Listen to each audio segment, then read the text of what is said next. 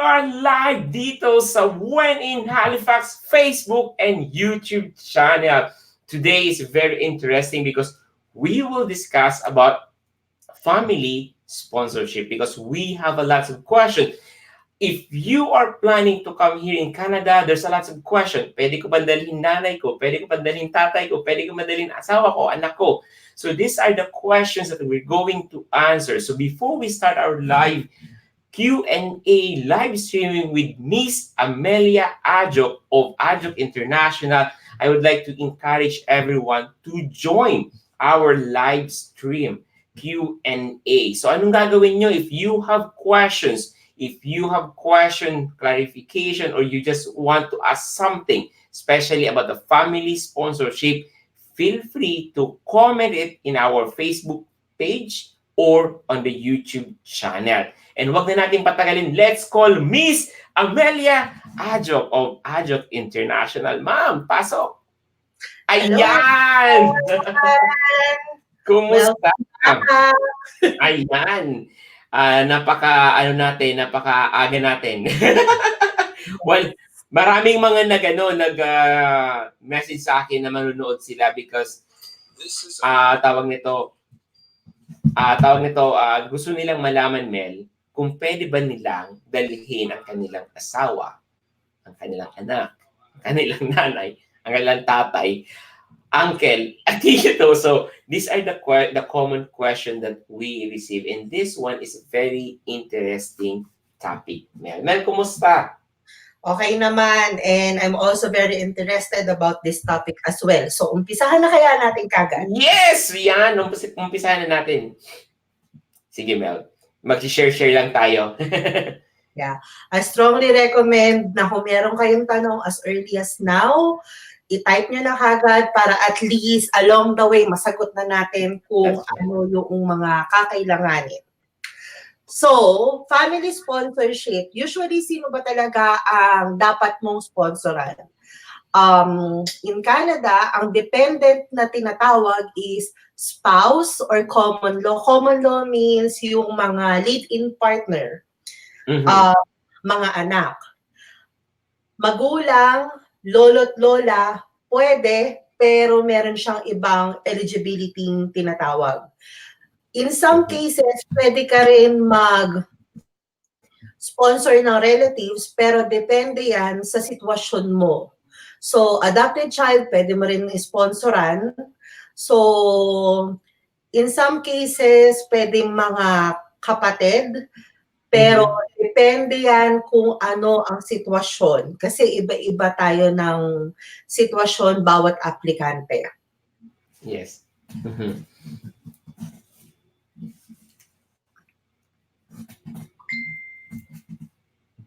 Actually, meron tayong unang tanong dito. Advanced question. Yes. Advanced question to. Ano po requirements if sponsor po namin ang parents namin? POF is provided by us po. Each of us and parents, range ng salary namin if needed. Isa-isa lang po ba ang pag-sponsor sa kanila by couple po or pwede po sabay silang apat? Both me and my husband po kasi gusto po sana namin sponsor parents namin. Both side. Okay. So technically kasi may dalawang klase ng pag-sponsor ng parents. Una sa lahat is through super visa at ang pangalawa is through parent sponsorship. Kaya lang, ang parent sponsorship is nag-uumpisa lang siya every January. So, doon, kumbaga, magla-lodge ka na, isasama mo yung profiling mo. Kapag ka nabunot ka, then pwedeng mag-continue yung process ng sponsorship.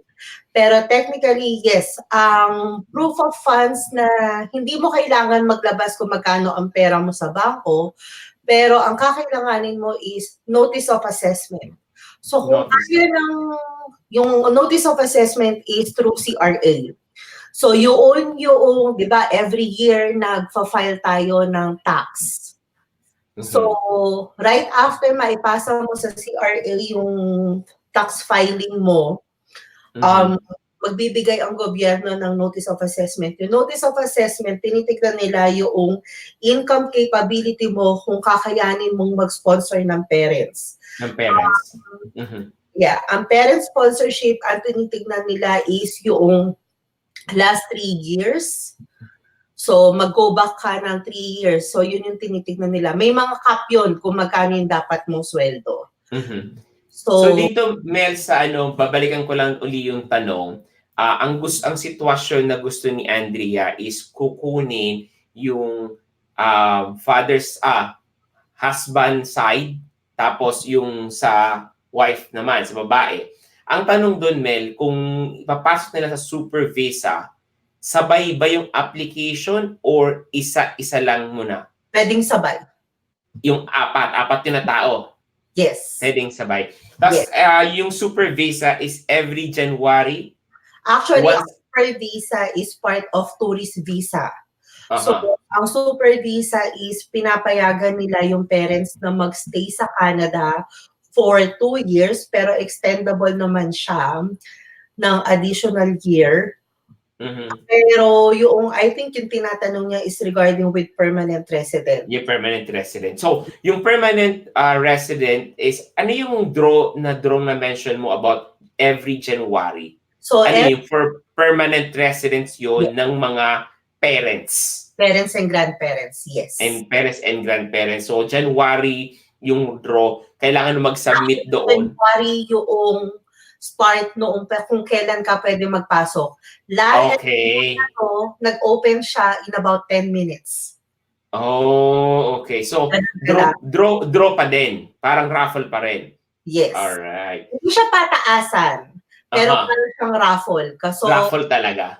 Yes. Kapag dating ng may time yon, usually by March or April, pili sila, may marireceive kayo through email na na-select kayo, ipapasa mo ngayon yung the rest ng application. You have 90 days para masubmit lahat.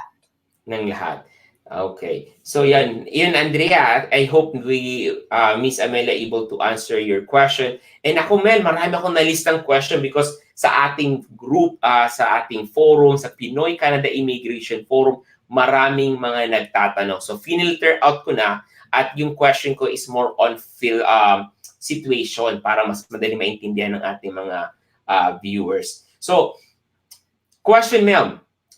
Can I sponsor my kids and spouse if I am a permanent resident? Technically kasi kung permanent resident ka na, dapat yung initial application mo, dapat kasama mo na sila eh. So, if in case na yung initial application mo is dineclare mo sila as non-accompanying, then definitely kapag ka na permanent resident ka, pwede mo silang sponsoran. Yung spouse, walang problema. Ang magiging restriction mo lang sa mga dependent child is yung kanilang age. I see. So, halimbawa, ang anak mo by the time na inisponsoran mo is 23 years old. So, hindi na siya kasama doon sa dependent mo. Or halimbawa, 21 years old siya, pero may asawa na siya. Hindi na siya kasama. I see. So, not na lang na halimbawa 25 years old na yung bata o 28. Pero meron siyang illness, mental illness, talagang highly dependable siya sa'yo because of disease. Then walang restriction sa age. I see. So Mel, ang pinaka-advice mo, kung alam mo na mag-PR ka na, from the start of your application, dapat dineclare mo na yung spouse and kids mo para wala kang problema pag permanent resident mo. Tama ba, Mel? Actually, kasi kapag nag-apply ka ng initial application ng permanent resident, kapag once na nabigyan ka ng permanent resident, then definitely yung asawa mo at saka spouse mo, permanent resident na rin kagad sila.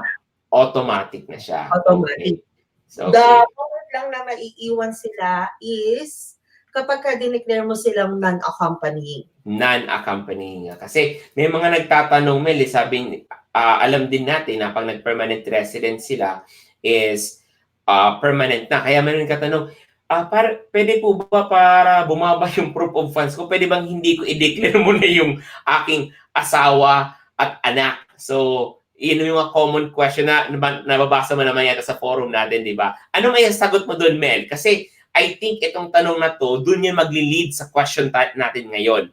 So ano yung masasabi mo regarding that question? Pwede ko ba, this is not related sa family's sponsorship, pero pwede ba, Mel, na para bumaba yung proof of funds, ako muna at hindi ko na-declare yung aking kids and wife? Technically kasi ang proof of funds, especially with AIPP and express entry, regardless kung kasama sila o hindi, dapat kasama na yun doon sa initial na So kung halimbawa, family of 5 kayo, kahit na hindi kasama yung 4 at nag-iisa ka pa lang, dapat yung proof of funds mo na-meet yung amount na panglimahang tao. Ngayon, kung halimbawa hindi mo sila i-declare, doon nagkakaroon ng misrepresentation. So as much as possible, kung hindi kaya ng pera, yan yung mga bagay na dapat ina-assess nyo na bago pa kayo mag-lodge ng application. Kasi halimbawa sa express entry, nag-declare ka ng single kasi nga walang pera.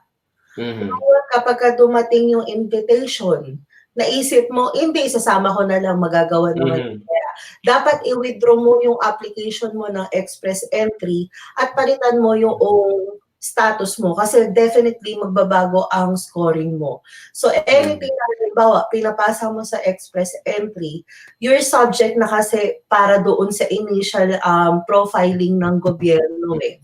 So kapag once na halimbawa, hindi mo sila dineclare, although ang una kasi sa lahat, dapat maintindihan ng lahat kung ano ibig sabihin ng misrepresentation. Yes, please.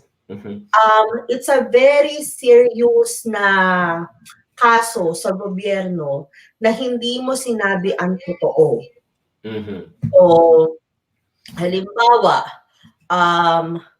may anak ka.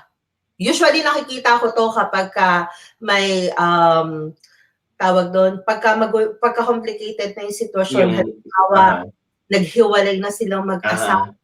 Siyempre, or may, halimbawa, naghiwalay na silang mag-asawa, ngayon, etong, halimbawa si babae, is meron siyang anak doon sa una. Tapos, ayaw pumirma noong lalaki ng declaration. So, technically, ang gagawin nitong babae, hindi niya na i-declare. Kahit na maging citizen ka na ng Canada, pwede ka nilang habulin, pwedeng mawala yung status mo. As simple as hindi mo kasi dineclare na may anak ka pala, which is maraming nangyayari in the past na natatanggalan ng status because of that. Sipin mo, citizen ka na, matatanggalan ka pa ng status dahil lang sa ganyan. Correct. So, it's seriously, kung may anak ka, be honest. Yes. Ang pinaka rule of the thumb is from the start of your application, kahit anong pathway, is be honest. Tapos yun, always think about yung sinabi ni Miss Amelia, i-highlight ko lang, misrepresentation. Kasi pwedeng maapektuhan yung inyong application, baka hindi na ma-process or ma-process man, at the end, ikaw din magsisisi. Di ba, Mel? Exactly. Ganun so, siya. Okay din. So yan, wala pa tayong question from our viewers. So siguro ito na may time ko magtanong. So ayan, Mel. If I'm single, ito yun eh. If I'm single, no kids, can I sponsor my parents? Kasi pag may asawa ka daw, pwede mong isabay sa application, di ba? Pag may asawa at anak ka. Ngayon, ang sitwasyon, Mel, is single ka. Wala kang anak. Instead na i-declare mo yung asawa at anak mo, single ka eh. Yung nanay, tatay ko na lang. Pwede po ba yun? Anong klaseng application? Okay. So, okay. Ang application mo is AIPP, Express Entry, Student Visa, Working Visa.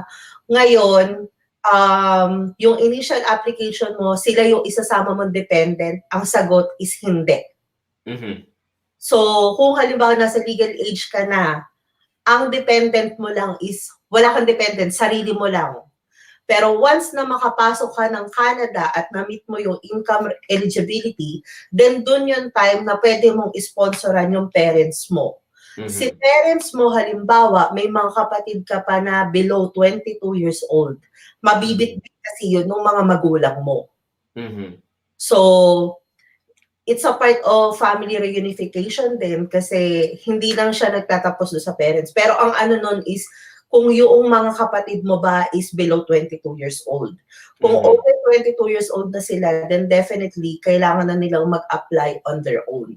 On their own. So, dito Mel, sa sitwasyon na 'to, ang tanong dito, anong pathway mo muna or anong sitwasyon mo muna, tama ba? 'Pag AIPP ka, express entry ka, provincial nominee ka, makukuha mo ba yung parents mo or hindi? Or after mo mag-permanent resident na? Kailangan Yung permanent resident ka na. magpe-permanent resident ka pa din. And then, pag permanent resident mo, saka mo siya ipapasok. Doon babalik tayo uli doon sa super visa. Tama ba? Yung super visa kasi is part of tourist visa. So that's just Parang more on permanent resident. ano yung pathway, Mel? Kasi hindi ko makuha. Ano yung pathway ng parents talaga para maging permanent resident yung parents? Halimbawa ako, yung nanay ko, gusto ko, permanent resident ako ngayon, yung nanay, tatay ko, gusto ko maging permanent sila. Hindi lang super visa, hindi lang tourist. What I want is maging permanent resident sila gaya ko. Ano yung specific pathway o program? Meron ba nun or wala? Meron, it's still part of family sponsorship, pero yun yung ino-open ng January. Okay. So, mag-aantay ka talaga ng January para mag-lodge ka ng yung interest mo to Mhm. apply for sponsoring your parents. Then, kung Mhm. mapili ka, then mag-go through yung process. I see. So aside from permanent resident, Mel, dun sa family sponsorship, ano pang kailangan ipakita ng PR ng applicant? Kunyari ako, sponsoran ko yung parents ko. Anong kailangan kong documents para ma-start yung application o ma-lodge ko yung application? Do I need to have a proof of funds? Do I need to stay in Canada for how long? Kailangan ba may stable job ako? And then for the parents side naman, ano yung kailangan din nila for the family sponsorship? So, as a sponsor, ang unang kailangan sa'yo is you must be at least 18 years old, Mhm. nakatira ka sa Canada, you're Mhm. holding Canadian citizen or permanent resident Mhm. dito, or kung registered ka sa Canadian Indian Act, and you have enough money to support yung mga tao na gusto mong sponsoran. Pero Mhm. yung how much income, kumbaga ang tinatanong dito is yung income mo. So magbe-base to sa notice of assessment. Para Mhm. naman doon sa i-sponsoran mo na parents, as long as mapapakita mo sa kanila na talagang magulang mo sila, Mhm. then definitely pwede mo silang sponsoran. Sino ang hindi pwedeng mag-sponsor? So kung less than 18 years old ka, hindi ka pwede. Kung hindi ka nakatira sa Canada by the time na mag-apply ka ng sponsor, Aha. hindi ka pwede. Kasi dapat yung Mhm. primary residential mo is nasa loob ng Canada. Mhm. Hanggang sa makapagbaba sila ng decision. Kung naka-temporary resident ka, so temporary resident means visitor ka dito, estudyante ka, or naka-working permit ka, hindi ka pa pwede mag-sponsor ng parents. Or kung halimbawa is, yung permanent resident mo is currently na inaasikaso mo. Ibig sabihin, hindi Mhm. ka pa nakakapag-exit, hindi ka pa talaga permanent resident, pero yung application mo nandun na sa loob. So, kahit makapag-medical ka na, meron ka ng interview, for exit, hindi ka pa pwede. Ang kailangan mo is dapat nakapag-exit ka na. Mhm. Ngayon, para doon sa money matters na income, dapat makuha mo siya in the last 3 years. So that last 3 years. Wala bang Mel specific na amount na for the proof of funds, do they need to have a specific amount or madepende sa notice of assessment ng CRA? Meron siyang specific amount, depende kung ilan kayo sa pamilya. Mhm. So, magbabari siya kung ilan kayo. So, technically, ilan ang umaasa sa'yo? Ilan ang Mhm. anak mo, ang asawa mo, or kung halimbawa meron ka bang previous na kumbaga, halimbawa si parents mo, yung isa mong parent dati, or meron kang tinulungan dati, yung mga pumipirma ng mga anong tawag doon, yung kunyari mag-sponsor ka or may tutulungan kang iba, yung mga co-signer, Mhm. i-take mo sila into consideration doon sa number. So, Mhm. yun. So, ang titignan ng gobyerno dito is 3 taxation years bago Mhm. ka mag-apply. So, kung bago ka pa lang sa Canada ng 2018, so, kung dumating ka ng January ng 2018, so 18, 19, 20. So, pwede ka nang mag-apply ng 2021 pag Mhm. makuha mo na yung notice of assessment. Okay. So ayun, napakalinaw mga kap kung paano yung process ng family sponsorship, and alam, na-mention ni Mel yung mga requirements. And then we have question right now, Mel. We have Mac Jill, ano yan, Buene V. Fundia. Arian. Bonbuehe. O, ano naman yan? Good morning po, sir, ma'am. Out of topic po, pero can I ask, kasi wife ko sana yung principal kaso, all her IDs are maiden name niya. May conflict po ba yan sa data namin? Thanks po. Wala naman problema kasi in Canada naman, choice ng babae kung gagamitin niya yung last name noong lalaki. Ang Mhm. importante dyan is mag-declare siya na married siya. Mhm. Yun nga lang, Alright. ang magiging problema lang yan kapag once na pumasok ka ng Canada at gusto mo nang gamitin yung apelyido ng asawa mo, babalik ka ngayon sa Pilipinas at magpapapalit ka muna ng passport para i-consider nila yung pangalan na yun dito. Kasi in Canada, Mhm. which is, kumbaga, I've learned in a hard way, na hindi Mhm. pala tayo same process ng Pilipinas. Kasi, like, lalo ko naranasan ko yan kasi dito na ako sa Canada kinasal. Ang pangalan ko nung dalaga is Amelia Manzano Fantone. Mhm. Ngayon, nung kinasal kami dito, syempre, pinasa mo sa registry yung papel for change of marital status. So, I'm assuming na ang magiging pangalan ko dito is Amelia Fantone Ajok. Just the same Mhm. kung paano Mhm. natin isulat sa Pilipinas. So, Aha, tama. nakadalawang registry na ako, binalik ko na, nakaabot na kami sa supervisor. Hindi pala sila Aha. dito. So, kumbaga, ang ruling dito is, ang makukuha ng babae is yung kanyang middle name. So, yung mother's last name ko. Mhm. Tapos yung married last name ko na. Nawala Mhm. na yung father's last name ko. So, ayun. Mm. Kaya, yung iba kong ID, dati, hina-hyphen ko siya. Pero lalo Mhm. pa lang mas magulo. Kaya, tinanggal ko. So Kasi yeah, you learn from your experience, Mel. Tama ba? Kasi I remember nung kumuha kami ng bahay, lahat ng mga documents ko is hyphenated. Mhm. Unfortunately, hindi siya nagmamatch sa ID ko. So, tinanggal ko na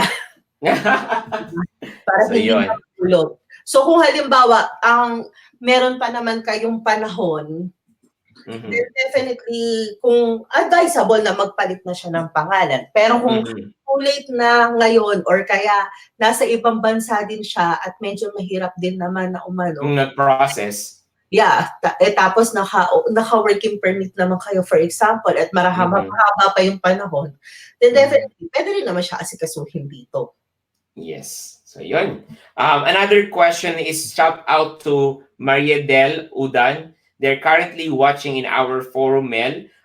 Maria Udan watching from Dubai, and of course, Idol Al Agustin Landingin.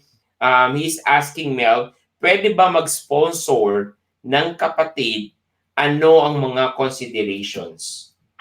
Actually, ang pag-sponsor ng kapatid is bumababa siya into, dali lang, may specific title yun eh. Yun yung Mhm. mga tinatawag na lonely Canadian. Lonely Canadian. Yes. Oh. So, kung halimbawa, nag-iisa ka dito sa loob ng Canada, wala kang kapatid na iba, wala kang magulang, then definitely pwede ka mag-sponsor ng kapatid. Oh, okay. Pero, so, ang eligible lang na pwede mong sponsoran is, okay, so, hindi lang.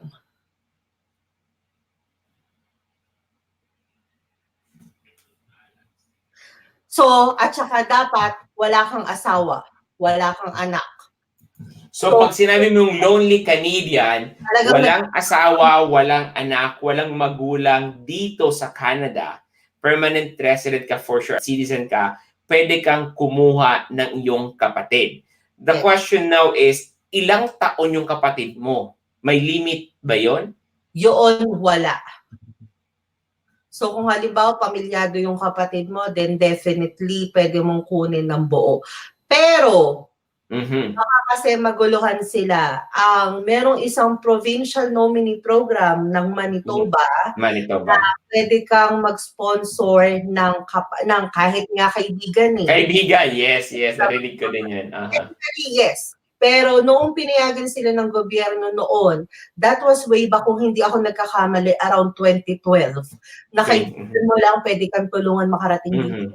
However, yung kanilang MP na tinatawag ngayon is may additional points siya or part siya ng requirement na meron kang kakilala sa Manitoba or meron kang kamag-anak sa Manitoba.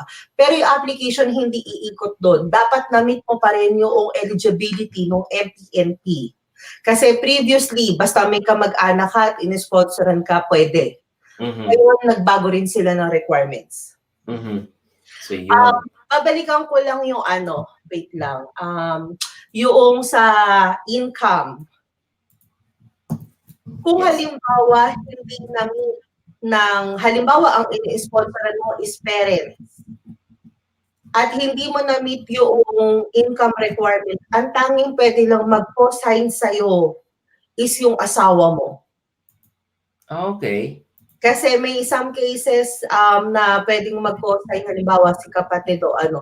Pero specifically sa parent sponsorship, ang pwede lang mag-co-sign is yung asawa mo. Meron kasi itong responsibility. So anything na may mangyari doon sa parents, dapat kayo ang sasalo. Hindi sila dapat umasa sa gobyerno. So, pag nag-petition ka or nag-sponsor ka ng magulang mo, may magko-co-sign, which is yung asawa mo lang. Yes. So, ibig sabihin, may mangyari sa sponsor, which is, kunyari ako, yung asawa ko mag-take over sa mga magulang. So, hindi sila pwedeng ng mga assistance from the government. As much as possible, hindi. Hindi pwede. Okay. Yun. Kasi yun yung essence kung bakit mo sila ini-sponsoran at yun yung responsibility mo as a sponsor. Kaya tinitignan nila yung income mo kung talaga bang kaya mo mag-sponsor o hindi. Kaya mo ba talaga silang panindigan once na nandito sila? And then we have another question from our group. Gustong i-clarify or itanong ni Al, Super Visa is not a sponsorship, correct? Super Visa, it's not part of a sponsorship for permanent resident. Pero technically, yung Super Visa is maghaharap pa rin yung sponsor o ikaw na anak ng mga birth certificate na talagang anak mo sila, na magulang mo talaga sila. At the same time, kailangan mo pa rin ibigay yung notice of assessment mo.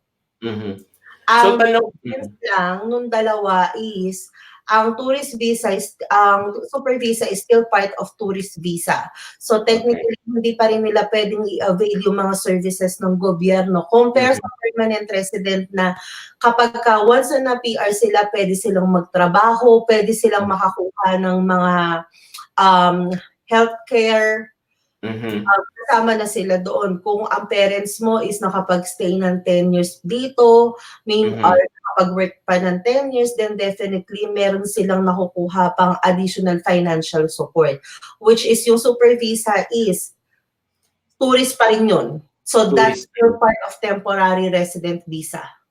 May na-compare mo yung tourist and super visa. Gusto kong tanong lang, in terms of length of stay, kasi sabi mo is almost the same. Yung super visa and tourist visa is almost the same. Um, in terms of length of stay, alin mas matagal? Gaano katagal yung tourist visa magstay and gaano katagal pwede magstay naman yung super visa? Okay. Ang tourist visa kasi is pwede ka magstay sa loob ng Canada ng 6 months on every pasok mo. Ngayon, Mhm. kung gusto mong magstay ng more than doon, then definitely you have to apply for extension. Ngayon, ang super visa is, yung initial entry mo, papayagan ka na nila magstay ng 2 years.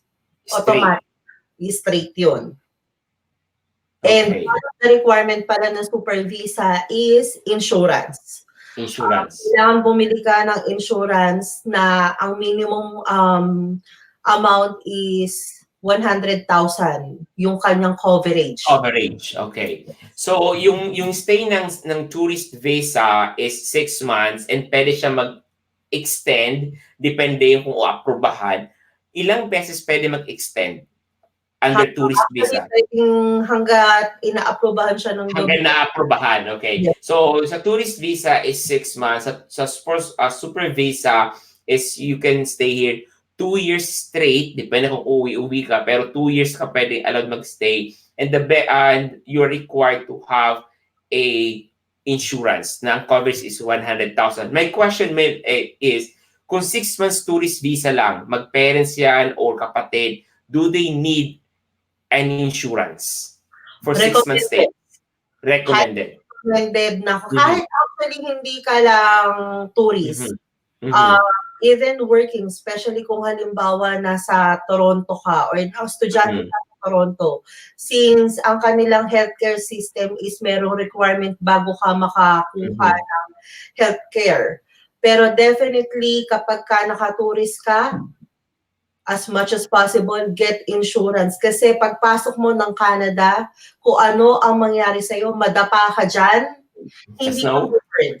Correct. Sasagutin mo lahat yon. And Correct. believe me, ang isang hospital bill, mahina ang $10,000 mo. That's Wala true. pa yung operation. Kumbaga, emergency pa lang yun. Sabi mo ng 5,000 to 7,000, depende sa Ang province.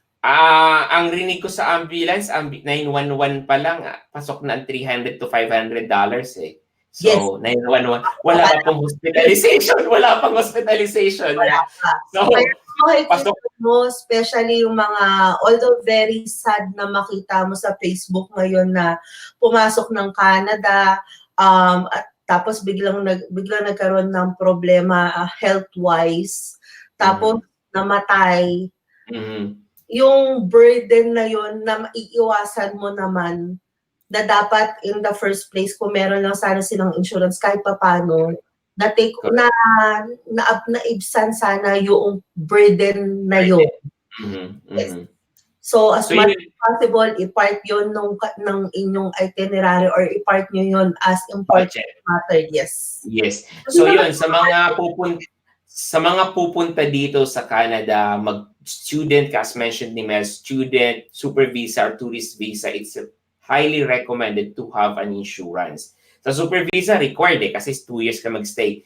Pero palaging iisipin ninyo yung insurance, health insurance ng magulang mo kasi you don't know, especially dito, yung weather natin sa Pilipinas and weather dito is sobrang iba sa atin na medyo matagal-tagal na dito sa Canada, yung October mainit na, pero yung mga galing sa Pilipinas, hindi po mainit. Sobrang lamig. Gaya po sa akin, share ko lang, Mel, October ako pumunta dito. That's summer for them. Yung mga puti, naka-sandon. Minsan nakahubad pa. Ako po ay naka-winter jacket. Naka-winter jacket at meron pang long johns, ha? Kasi para po sa akin is malamig. Imagine kung iyan nanay tatay mo 50, 60 years old, sobrang yung change of weather is talagang medyo risky. So having an insurance is the best option. And Mel, may tanong regarding sa insurance. Ano pong recommended ninyo insurance cap and attorney? O, attorney ka na, Mel? Actually, Yung insurance kasi may iba't ibang klase yan eh. May tinatawag na travel insurance na halimbawa, katulad nung sa Super Visa kasi, sa Super Visa, parang may medical coverage yun eh. So halimbawa, nagkasakit si mommy, tapos kailangan mong dalhin sa doktor, then definitely sasagutin nila kung kailangan mo ng operation. Pero kung halimbawa, lagi lang siyang nagkakaroon ng flu, lagi mo lang siyang dinadala sa doktor, yung pangalawa, pangatlo nun, hindi na sasagutin ng insurance kung same lang din naman sila ng condition. So, Okay. kung anong klaseng insurance, it's much more better kung halimbawa, mas mataas ng konti yung coverage. Kasi ang insurance kasi minsan nag-i-start lang ng 10,000 eh, yung coverage niya. At maglalast lang yun kung halimbawa, hindi pa ICU yung regular lang. It will only last you for 2 days. So, kung meron kang mas mataas na coverage, then it's much more better. Tingnan mo lang din kung ano yung mga, kasi bawat insurance company naman, although very similar sila, pero kahit papano, meron din naman silang pagkakaiba ng konti. So, try mo munang kumuha ng mga policy nila, yung coverage, general information nung kanilang ino-offer, bago ka bumili. Para at least ma-determine mo muna kung ito ba yung talagang kailangan mo. Do you have idea, Mel, ano yung average ng cost per month pag kumuha ng insurance? Kasi napag-usapan natin na yung health insurance. Actually, kapag kabata ka, mura lang naman yan. Kung matanda ka, syempre, more risky, mas mahal yung insurance mo. Pero for example, for 35 years old, ang cost of insurance, halimbawa for 1 month is nasa $100 to $200. Hindi siya ganun kataas. Kumbaga, it's additional cost, yes. Pero kung may mangyayari sa'yo, yun yung mga ano na buti kumuha ako. Yes. Kasi hindi mo alam talaga pagdating sa health condition. How about for 60 and above? Usually, yung average lang. At least they will have an idea. Super Visa, Aha. kung average lang, for example, for 65 years old at wala naman siyang sakit, siguro nagre-range siya ng mga $2,000 to $4,000 yung 100,000 na coverage niya. Pero merong mga insurance, kasi hindi naman lahat tayo is afford na makabili ng insurance na ganun kamahal. Diba? So, may mga insurance company naman na pumapayag na payment plan. Although, kapag ka kasi Super Visa, kailangan mong bilhin na yung 100,000 eh. So, coordinate with the insurance broker. Okay. Kung may tanong kayo, message nyo lang ako. Ayun, kung may tanong kayo, just message Mel and makatatagpuan nyo. Ayun, nalagay ko dito. Ayan, Facebook. Facebook mo is Adjunct Immigration, right? Yes. Ayun, meron pang question Mel sa Pinoy Canada Immigration Forum. Hello po, ma'am. Kapag common law partner, paano po ba ang process niyan? Kailangan ba pareho kayong may job offer? This is from Ricky Andos. Ricky Andos. Andali lang. Sige, and then we have shout out sa aking kapatid, sa aking magandang kapatid, si Jovita M. Reyes, watching from Manila, Philippines. Hello. And sinat niya din si Jean Ocampo. Miss Amelia, when will you come to Halifax? Sabi ni Al. Kagagaling ko lang dyan. Kakagaling niya lang po. Pagkano wala na yung yelo? Hindi pa to. Sige, balikan natin yung tanong ni Ricky. Ricky. Kapag ba common law partner, paano po ba ang process niyan? Kailangan po ba pareho kayo may job offer? So, I am assuming na ang tinanong mo is regarding kung pag may AIPP. So, technically kasi, isa lang ang may kailangan ng job offer kasi dependent mo siya eh. So, kung halimbawa, ikaw yung primary applicant, then definitely, ikaw yung may kailangan ng nomination o ng job offer. Pero since kasama mo sa application yung asawa at anak mo, then kasama mo rin silang darating. So, technically, kung nasa skilled category ka na, nag-apply halimbawa si primary applicant muna ng working permit, hindi mo na permanent resident. So, kung skilled siya, for example, kusinero siya, then si wife, automatically, pwede siya mag-apply ng open work permit. At yung mga anak naman, either pwedeng tourist visa or pwedeng student visa. Pero technically, isa lang ang may kailangan. Isa lang ang may principal. Isang lang principal. Yes. Okay. So we move to James Daniel. Ano wala yung isang? Si James Daniel. Pwede po ba mag-sponsor ang half-brother or sister? Definitely yes. Kung halimbawa naman is, I'm assuming na ang ibig mo sabihin is kung nag-iisa ka sa loob ng Canada at sila ang gusto mong sponsoran, oo naman, pwede. Pero ang tanong dyan, nung ikaw ba nag-apply, dineclare mo ba sila as half-brother and half-sister? Ayun. Kasi kung hindi, then babalikan ko ng gobyerno na bakit ngayon Yes. nag-declare ka ng additional kapatid na hindi mo naman dineclare na pinakauna mong application. Mhm. So magbabalik uli yan, Mel, dun sa misrepresentation. Tama ba? Okay. So yun, always na-mention ko din to, uulitin ko ulit mga kap, if you're processing your document, always dapat be honest. Kung sino man yung mga relative mo, kapatid, half-brother, dapat nakadeclare yan from the start na gumagawa ka ng inyong process or application. Ayan. We have Karen, the 2-in. This is from Pinoy Canada Immigration Forum. Hello po. I have a sister in Alberta. She's single and PR status. Paano po ang process na na-mention ninyo na lonely Canadian sponsorship? Mas madali po ba or mag-stick na lang po ako sa plan ko as a student visa? Thank you. Actually, depende yan sa kakayahan mo at saka depende yan sa intention nyo dalawang magkapatid. Technically kasi ang permanent resident, mas matagal siyang asikasuhin kumpara mo doon sa mga student visa. So kung wala namang problema sa inyong mag-antay ng, kumbaga, ng lengthy process, then go for that one. Pero kung halimbawa, ang deadline mo is kailangan ko makarating ng Canada within this year at meron ka naman budget, then definitely, ang maano mo pa doon is mag-student visa ka na lang. Ngayon, kung mas madali, depende yan sa sitwasyon nyo eh.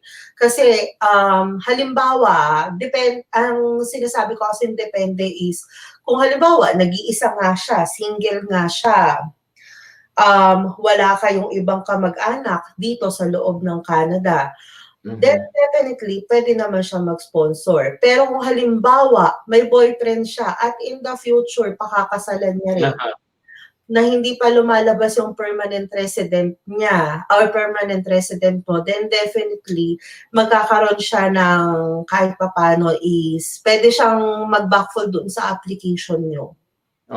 So, yung lonely Canadian, literal talaga na dapat single. Walang boyfriend, walang karelasyon.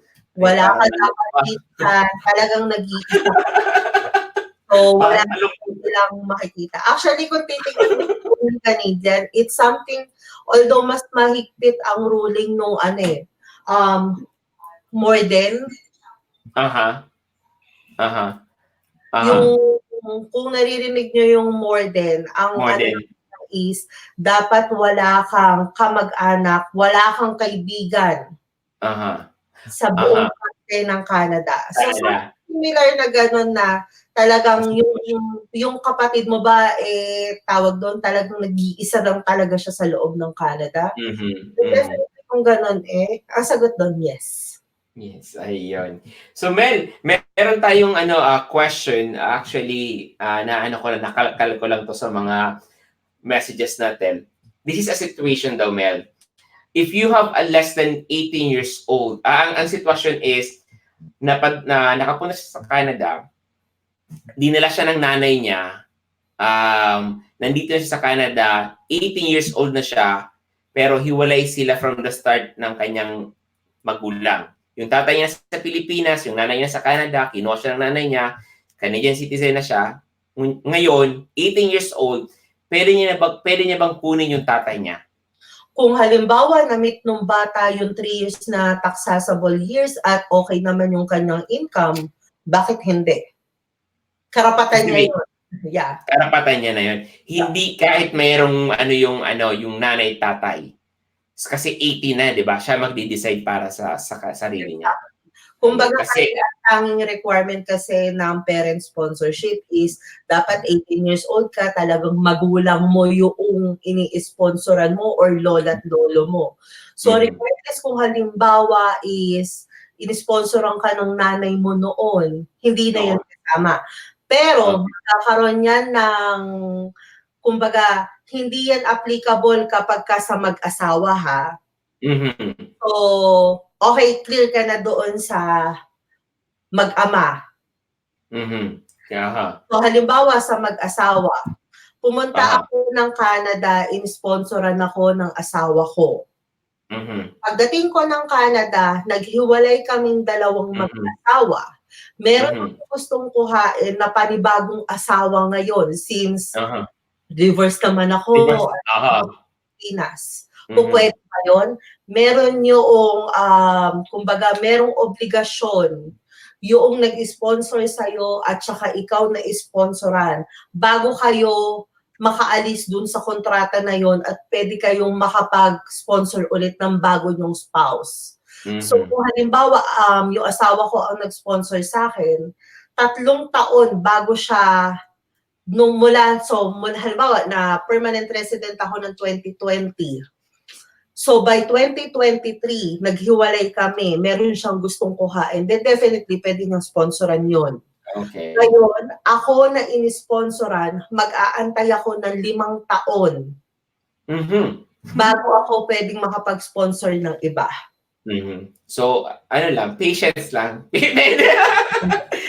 Patience lang. Hindi, pero the bottom line is, kung nagkaplano kayo ng ganyan, patience lang ang so, Extra.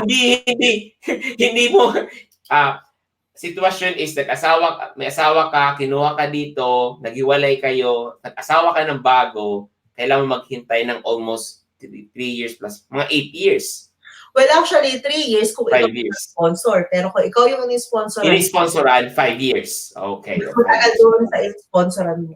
Okay. So, yun ang mga sitwasyon. Grabe mga kap yung ating mga situation. Our question is based from the scenarios. Napakaswerte natin because si Mel ng Adjunct International is talagang sobrang matulungin talagang mag-share ng kanyang information. Sharing is caring, mga kap. So, ayan. Sabi ni... Shoutout ako sa asawa ko nanonood sa kabilang kwarto. Ayan, shout out! Ako nga, kapatid ko nanonood din eh. Meron pa meron pa shoutout. Babasahin ko, gusto ko 'tong basahin eh. Pa-shoutout po talaga, salamat. Poging-pogi kong kap. Oh, 'di ba? Hintayin ko rin mag-message yung asawa ko, baka May sabihin. pakisabi ng maganda din. Yun, sabi ni Ruel Tolentino, pa-shoutout po kap. Your avid fan here. Thanks for very informative video. Keep it up and God bless po. Yon. Yun. So, if you have question mga kap, this is the right time to ask question habang nandito si Mel. And of course, if you have if you have questions, clarifications, or anything, kahit hindi related sa family sponsorship, Mel can answer those questions. We can entertain those questions po. So ayan, napag-usapan natin, marami tayong napag-usapan, Mel. Napag-usapan natin yung super visa, tourist, family sponsorship, yung mga requirements, yung proof of funds, yun. Ano pa, Mel, yung i-advise mo for all applicant or aspiring na pumunta dito sa Canada? Ano yung ma-advise mo in terms of family sponsorship? Ay, Um, meron tayo. Sige, sorry. Sige. So, ang common na nare-receive kong question is about common law. So, paano Mhm. ko ba talaga patutunayan na common law kami? So, dapat nag-cohabitate kayo ng 1 taon, at least 1 taon. Ano ibig sabihin ng cohabitate? Dapat kung ano yung sitwasyon ng talagang mag-asawa, nagsasama kayo sa loob ng bahay, meron kayong shared financial support, halimbawa sa mga anak nyo, at ang talagang nawawala sa element is yung kasal. So, Mhm. halimbawa, kung boyfriend, girlfriend pa lang kayo, at hindi pa talaga, at gusto mo halimbawa na isama mo na siya kagad sa application mo, pero hindi naman kayo nagsasama sa bahay, then hindi kayo part Mhm. ng common law. So, yun lang yung major na ano doon, na dapat kapag ka-common law kayo, meron kayo ihaharap na documents. At the same time, is talagang genuine na parang mag-asawa ang sitwasyon Mhm. mo. Mel, Part of that is, mhm, dito kasi sa Canada, legal ang same-sex marriage. mhm, So, kung halimbawa nasa Pilipinas kayo at meron kayong live-in partner na same-sex, mhm, definitely pwede mo rin naman silang isama dun sa application para makasama rin sila doon sa application mo dito para madala mo rin sila. Kasi sa mhm. Pilipinas, wala pa namang kasal ang same-sex marriage. So technically, magpo-fall siya under common law. Yes. Mel, anong mga example o specific document that they need to show to prove na sila'y nagsasama? Utility bills, Mhm, meron din tayong tinatawag na statutory declaration of common law.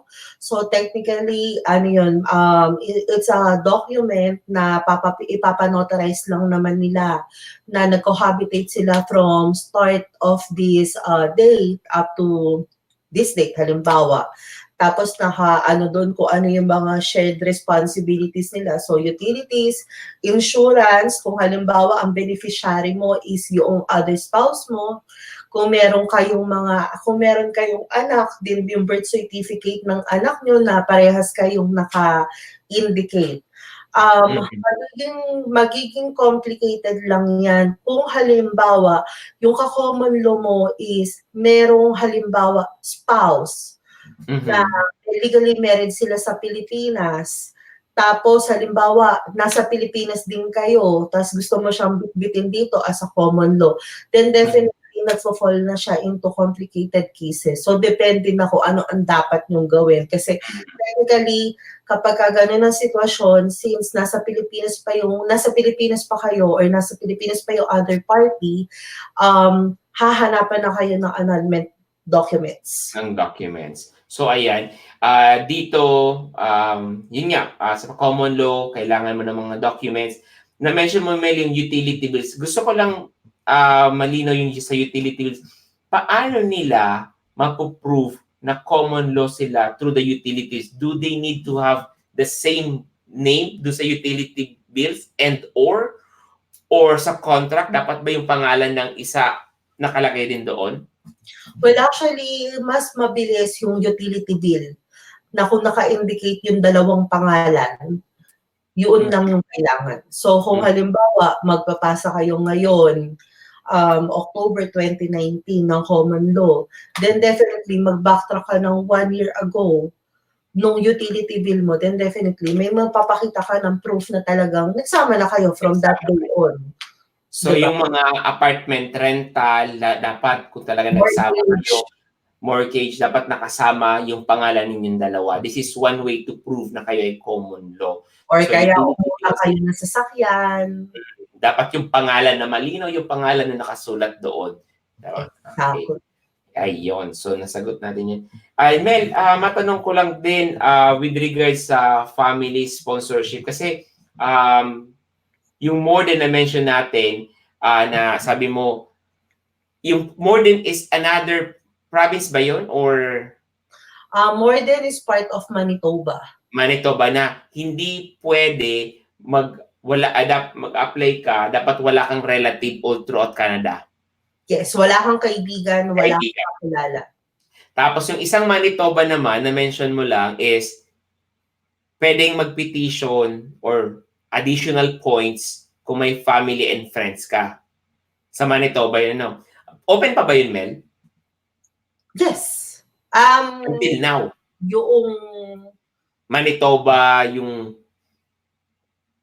na pwede ka lang mag-sponsor ng ng friends and family? hindi na. Hindi Pero na. technically kasi kapag may kakilala ka sa Manitoba tapos nag-lodge ka ng expression of interest, Mhm. part doon na tinatanong kung meron ka bang kakilala sa Manitoba or meron bang magsusupport sa application mo, then Mm. definitely pwede mo ilalagay mo doon yes. Pero previously kasi ang pinagkaibahan ng dalawang process is kapag ka tiga Manitoba ka, kaibigan kita halimbawa, Mhm, mhm.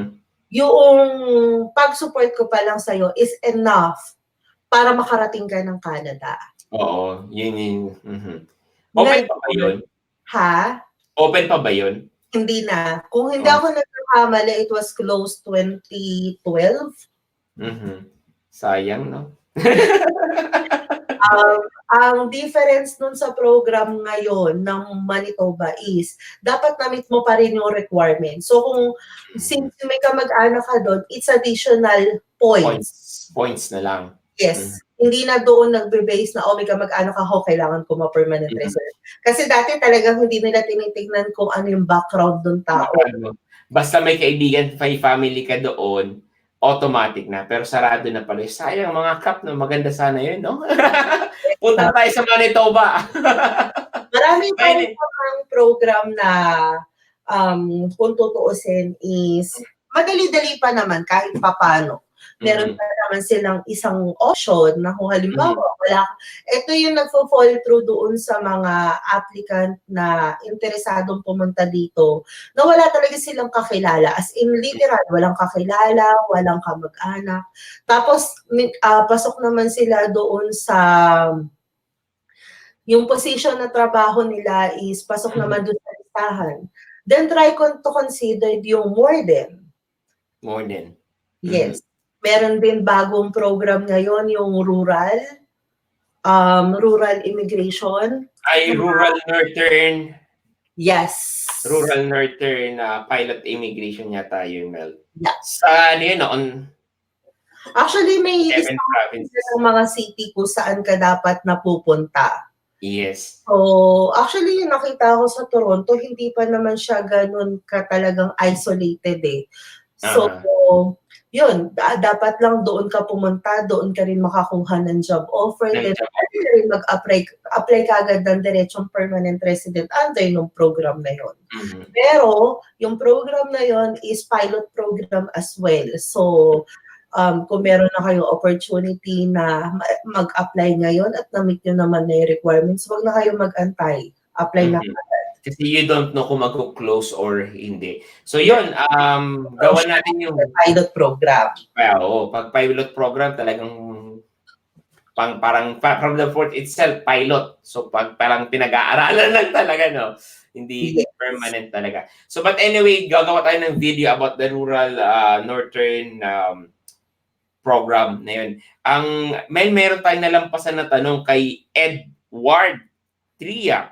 If ako ang estudyante, ano pong magiging visa ng 3 minor kids at wife? Okay, so kung ikaw is yung primary applicant for student, then definitely si wife mo is open work permit ang dapat mong i-apply. For the 3 minor kids, depende kung how minor they are. Pero definitely, pwede silang mag-apply ng tourist visa. Or kung gusto mo, pwede mo na rin silang i-apply ng student visa. Yung Hmm, tourist visa sa kanila, doon sa kids, is nakadependent din siya kung ano yung status mo dito. okay. Kung anong status mo, yun din ang status ng minor kids. Well, actually, ikaw kasi naka-student visa kasi ikaw yung primary applicant. Pero Okay. kung halimbawa, since naka-primary, kumbaga naka-dependent sila ng visa mo, then Mhm. definitely, ang option na pwede mong gawin is PRD or student visa, right? Pero ang PRD kasi mas madaling i-apply kasi mas mabilis sa Pilipinas. Okay. So, i-clarify lang natin yun, Mel. Ang situation is student. Yung tatlo, may anak na 10 years old at 6 years old. Nag-school na sila sa government.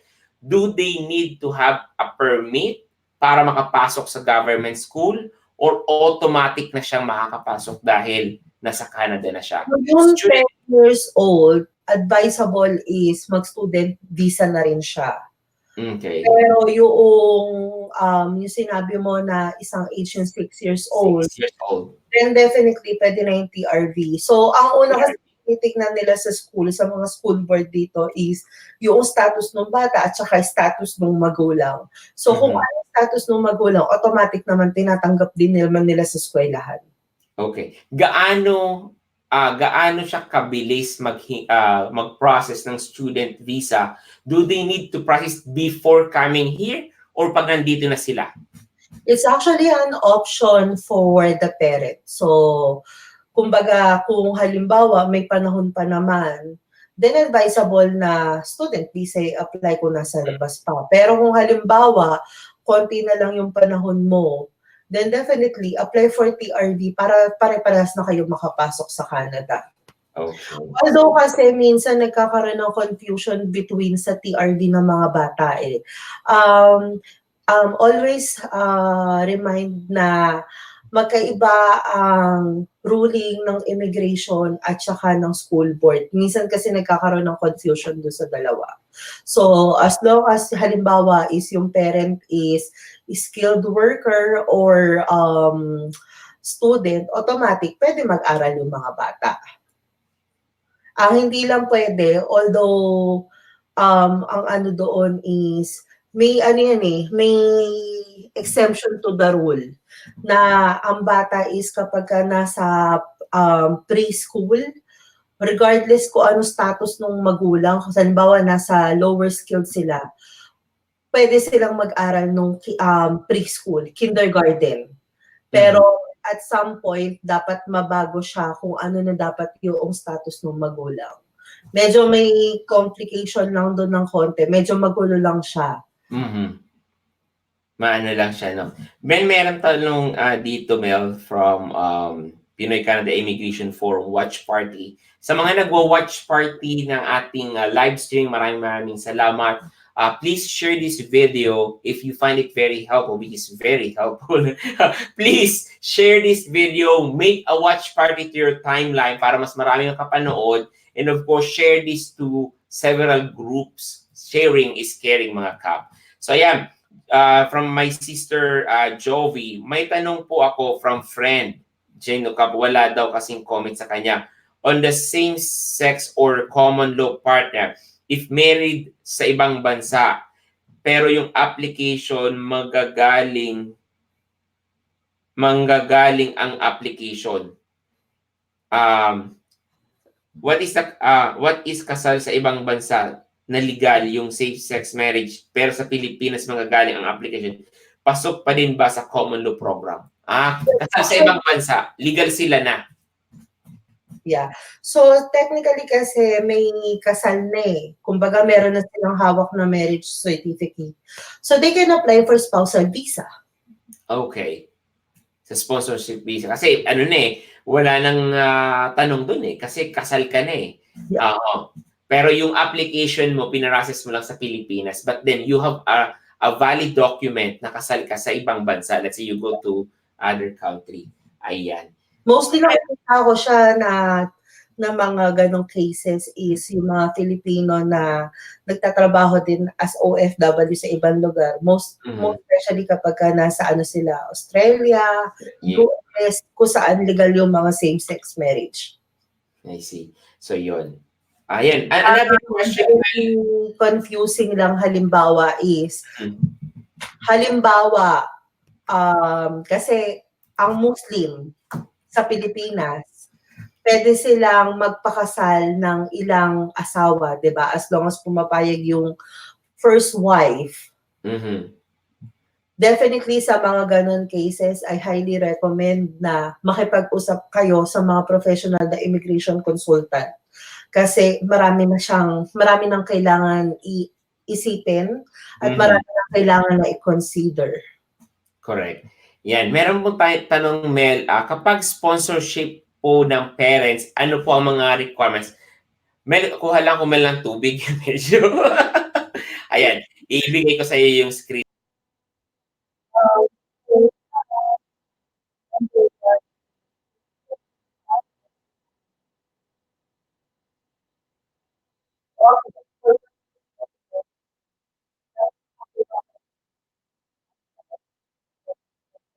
Apply ng sponsorship. Nawala yung boses mo. Nawala. Ayan, okay na. Hindi ako pinapaalis, Mel, ng live streaming.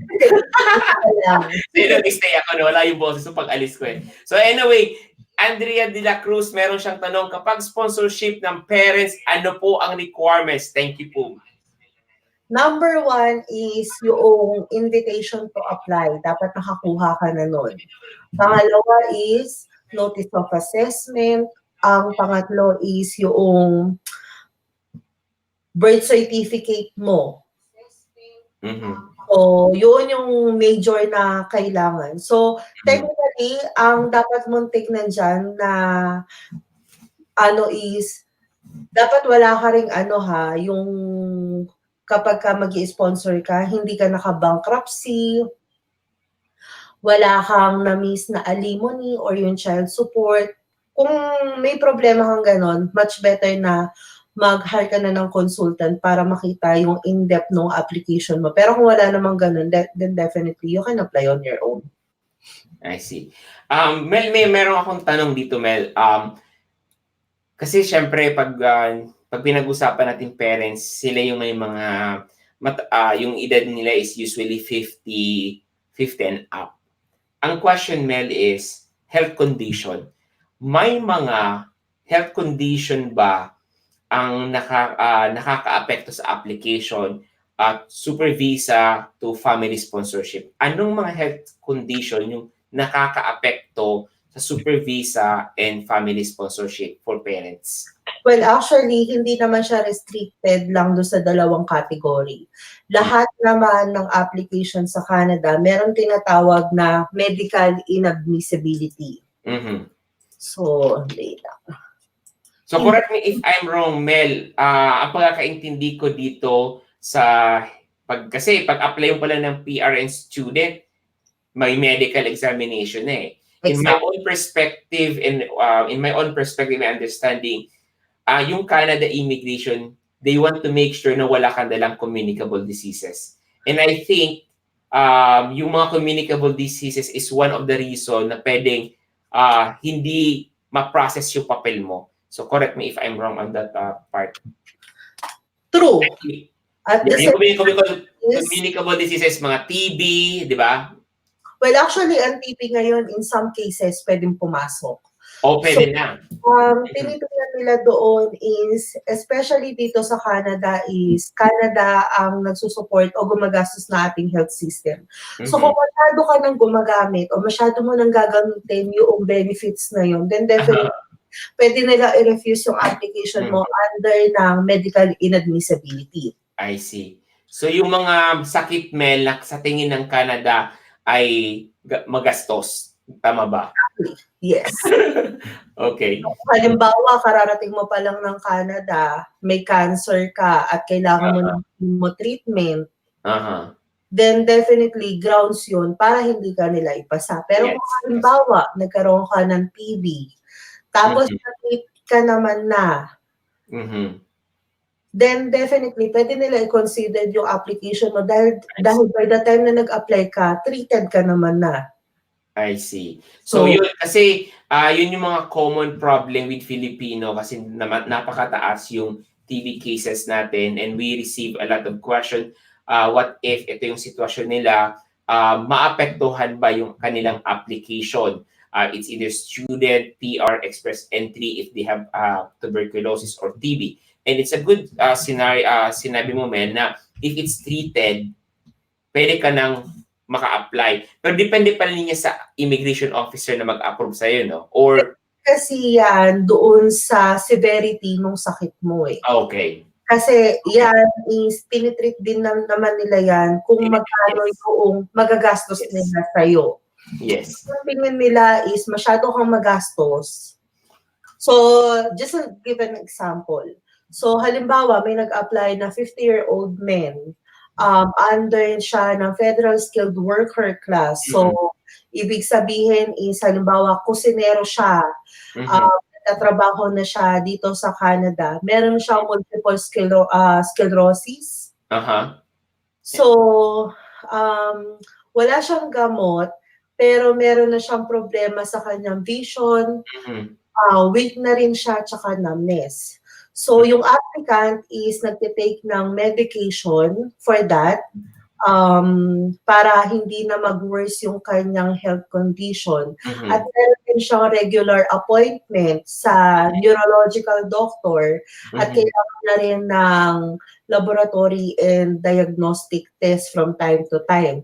So, kumbaga inaano rin naman nila yung consideration na magkano ang magagastos mo doon sa gamot mo. Magkano yung bayad sa specialista kasi kailangan mo ng specialistang doktor. Yung mga test, yung mga laboratory. So, doon magde-determine kung meron bang excessive demands yung sakit mo. Mhm. So yun Pero pala yung ano, mga yeah, reason na hindi maapektuhan yung application mo sa mga gano'n na sitwasyon. pero kung ako naman ang tatanungin kasi baka mamaya naman is lahat naman tayo kasi may tinatagong sakit. Yes, Diba? Especially, mas alam niyo yan kasi nasa medical field kayo. Kumbaga, very few yung talagang 100% is talagang wala kang kasakit-sakit and talagang perfect ang health mo, di ba? Mhm. Kung halimbawa, very minor lang naman, wag wag nilang i-treat as hindrance itong mga ganitong klase. So for example, katulad niyan, especially sa Pilipinas na um, yung X-ray is part of medical exam, right? Yes, yes. Common sa atin sa Pilipinas na bumabagsak doon sa sputum test Totoo at yan. kailangan na ulitin. Pero kung halimbawa, meron ka ng alam mo na sakit, might as well na before ka palang mag-apply, magpa-check up ka na. So, common ko nakikitang tanong dito is, yung anak ko po, meron siyang parang mental illness, pero very mild lang naman. Or, kumbaga, di ba, parang may level 1, level 2 yan. Mhm. So, kapag ka ganun, back upan nyo kagad ng mga medical documents. Mhm. Pero kung halimbawa, ganun na yung sitwasyon, consider to hire an immigration consultant para Mhm. alam mo kung ano ba yung dapat mong i-declare, ano ba yung mga dapat mong iharap na mga documents. Kasi Mhm. baka naman mamaya, although you're doing it on your own, and sinabi ko nga naman na iharap mo na kung ano yung mga kailangan. So lahat nilabas mo na. Baka yun naman yung maging cause of it. Magiging problema naman tuloy. Di ba? Sabi naman kasi maging honest, naging super honest ka naman. Yeah, kung alam mo na may gano'n klaseng problema, then it's time to consider na magpatulong na kayo kasi yun. Yeah. Eto May sa it's a good Miss thing. Andrea de la Cruz, it's a different question, Mel. Yung cardio problem po ba, subject po ba sa inadmissibility? Bigyan mo ako ng klase ng sakit ng cardio. Yeah, cardio problem na nagtitake ng maintenance meds, subject for, ano po ba siya? Thank you. Cardio, siguro for bypass ba or for high blood lang? Ano yung busy? Busy pa daw siya. Hindi ko alam. Baka mataas na yung blood pressure. Ay, ewan ko, hindi ko hindi ko alam. Anong busy, Miss Andrea? Pero, let's say for example, cardio problem, very broad kasing cardio problem. Sabi ng hypertension mo na, dun mo sa minor, nagtataas lang yung blood pressure. Nag-take ng maintenance para makontrol yung blood pressure. Ano ba siya subject for inadvisability? Hindi naman. Hindi naman. Ito, nagkaroon mag-stroke lang po before, then may maintenance meds po. Nagkaroon ng stroke before, ngayon, nagtitake ng maintenance yung sabi ni Andrea. Ito. Pero stable naman yung condition, di ba? So, kung stable naman yung condition, then hindi pa rin naman siya part ng inadmissibility. Pero kung halimbawa, in-apply mo yung application na talagang nandun pa siya sa critical na condition ng pagka-stroke niya, then definitely, pwede yun maging medical inadmissibility dito. So, depende sa sitwasyon ng situation ng parents. Exactly. Pero kung controlled naman yata yung stroke or okay naman siya after, I think wala namang problema. Wala na. Dito, Mel, may question tayo sa forum. Hindi masyado related to sa family sponsorship. Mas okay po ba mag-assess muna ng WES at IELTS, then look for agency, makakamura kaya ako doon? Personal advice para sa akin na hindi. Kasi, tawag doon, una sa lahat is, ano yung assurance mo na kapag ka nakuha mo na tong mga documents na to, makakakuha ka kagad ng employer na magsusupport sa'yo ng nomination. Come to think of it, ang pag-process ng nomination is hindi naman yan nangyayari overnight. It will sometimes pwedeng weeks, depende, yung iba umaabot ng months. So, kung halimbawa, okay ka naman at marami ka namang option, then definitely yung pagkuha siguro muna ng ECA is much more better kumpara mo sa pagkuha mo kagad ng IELTS.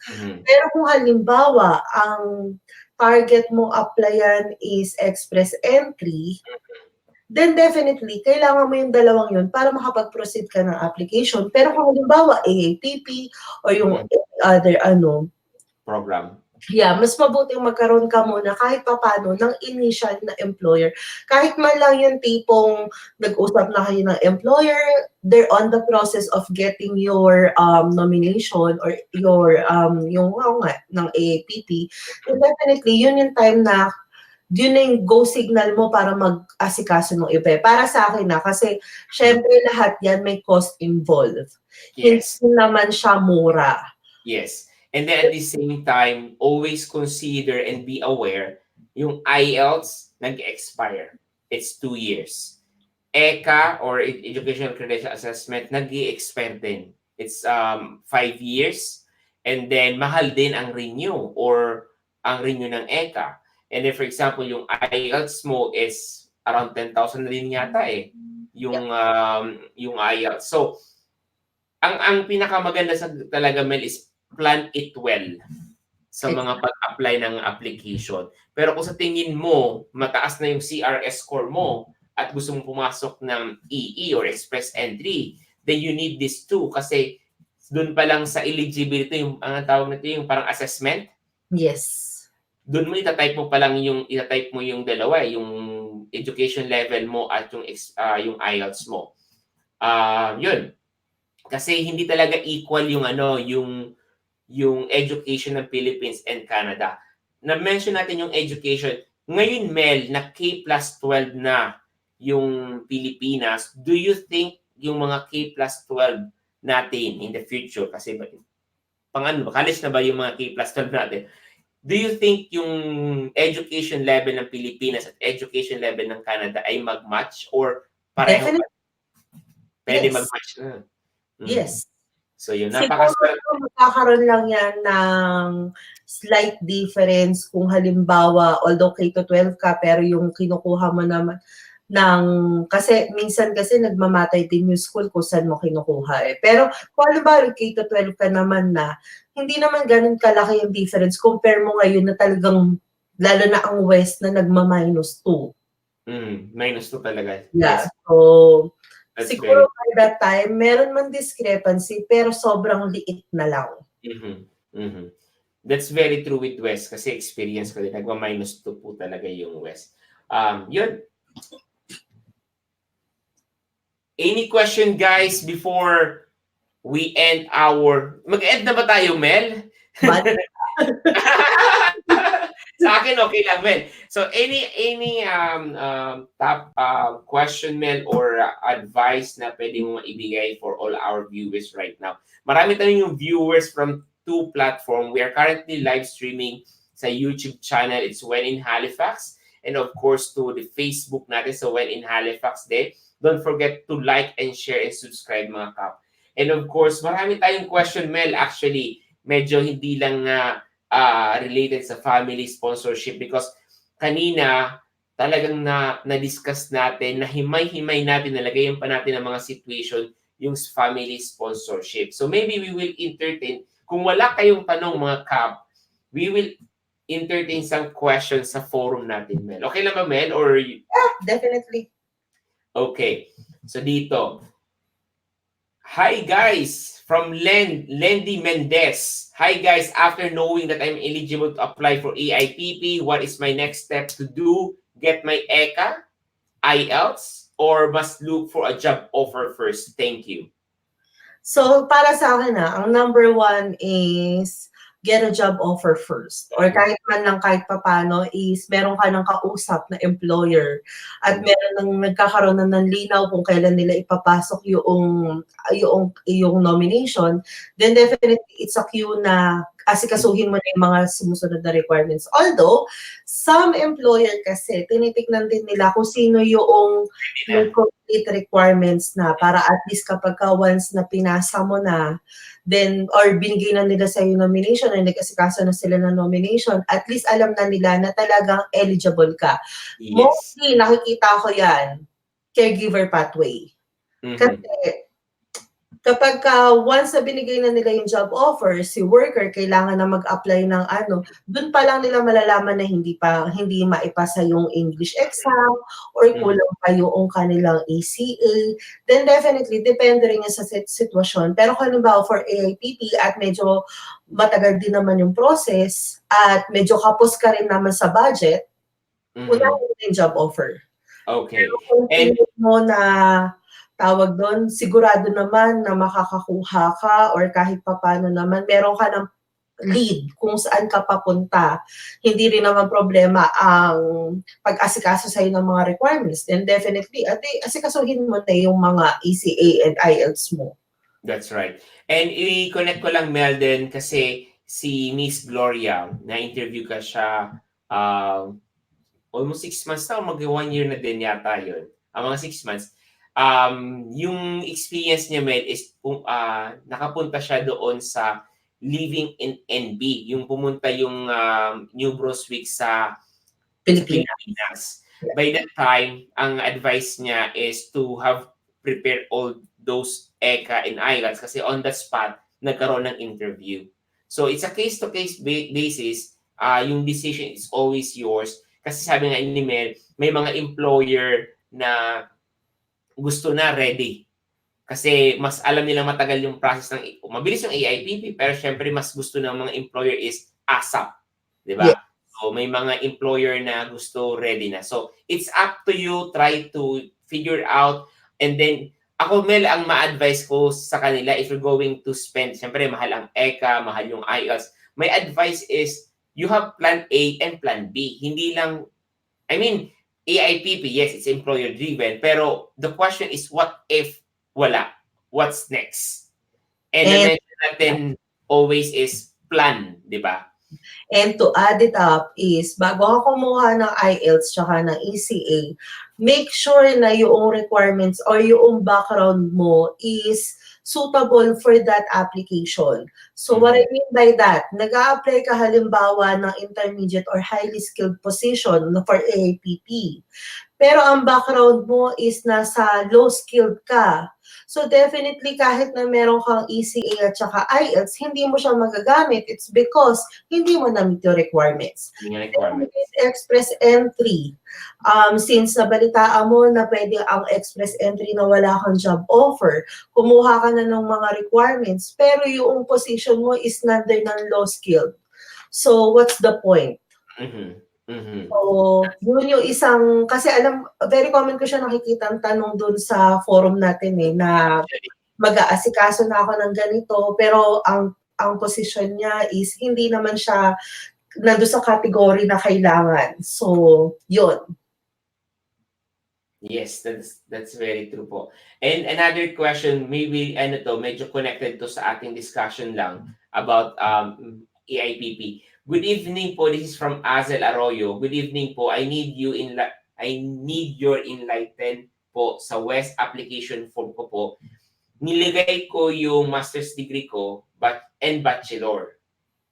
Pero po yung sinubmit ko for evaluation is yung bachelor's degree ko lang since may unsettled pa bago akong makakuha ng transcript for masters. I already paid the amount sa West. Question, kailangan po ba talagang isubmit ko kung ano yung nasa application ko sa West? Number Definitely, two, ano meron pa siya number ilagay two. Kung mo, hindi, Meron pa siyang number 2, Mel, eh. Kung hindi ko po submit yung masters, hindi po ba yung makakaapekto sa evaluation? May chance na pwede kang balikan ng WES at hindi mo na nila i-process yun hanggat hindi mo nabibigay yung requirements na kailangan nila. So, kung halimbawa hindi mo kayang ibigay yung masters na TOR mo, then definitely balikan mo sila, advise mo sila na ang i-assess lang nila is yung bachelor's degree mo para lang mag-go through yung process. Kasi as far as I know, hindi naman nila i-assume yung result noong iyong masters kung hindi mo kayang i-provide yung transcript of records mo doon. Mhm. Right? Yes. Yes. And another question din kay JR. Pag mag-apply po kaming isang pamilya, may isa po kaming anak, pwede po bang isa lang kukuha ng IELTS? Salamat po. Well, actually, kung halimbawa ang application is AIPP or any other application aside from family sponsorship, then definitely, isa lang naman talaga ang mag-English exam. Yes. Kung sino yung primary applicant, siya lang yung kailangan mag-fulfill ng ECA tsaka IELTS. Yeah. Especially Yung, for, especially for AIPP, right, Mel? yes. Even actually yung mga naka-working permit, yung mga naka-student visa, or yung mga ibang, kahit express entry, isa lang talaga yung mag-IELTS. Not unless gusto mong i-claim yung education at saka yung English exam ng spouse mo. Para tumaas yung points. Yeah. Kung ganun yung sitwasyon, then mas maganda na dalawa kayong mag-exam. Pero yung mga anak, definitely hindi.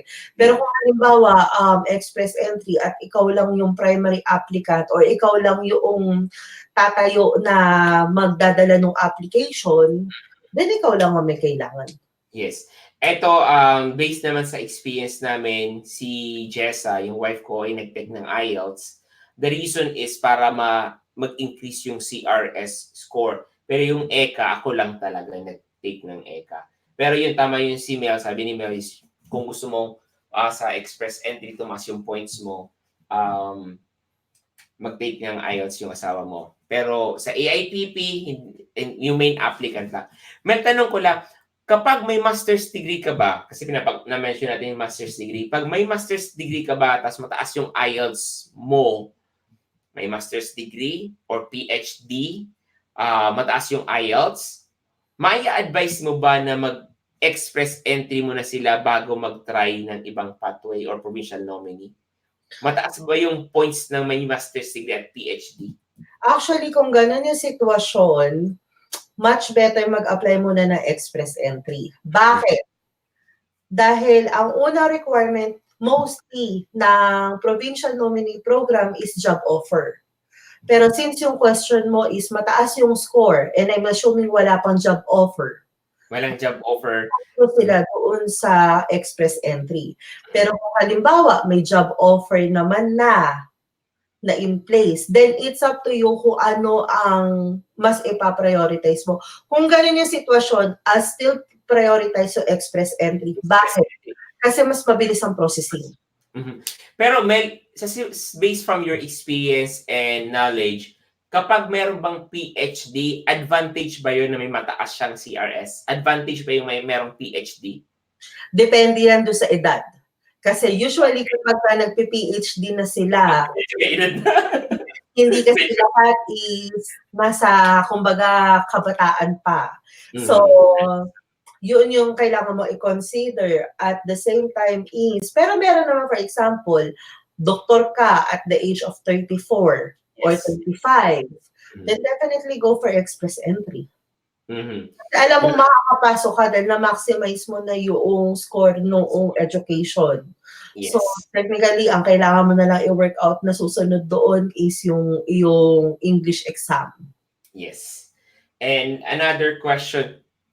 We have question here in our Facebook. It's Sandra Yap. Hello sa inyong dalawa. I'm midwife graduate, 2 years. What if 1 year lang result sa ECA? I'm still qualified na mag-apply din as caregiver. Yes, dahil ang unang requirement ng education is 1 year post-secondary. So since ang ECA mo is 1 year ang resulta, then definitely it's a yes. Then you're qualified for caregiver. Okay. So another question, this is, mga kap, if you have question, please comment it in our live stream because kung question mo lang pinag-uusapan, ang dami nating question. Yung binabasa ko pala mga kap, this is just from the forum. Wala pa po yung Facebook page natin. Wala pa po yung Messenger. Wala pa po yung Facebook messages and YouTube channel. But then, isa-isahin natin hanggang may oras pa tayo. Kahit medyo uhaw na po ako.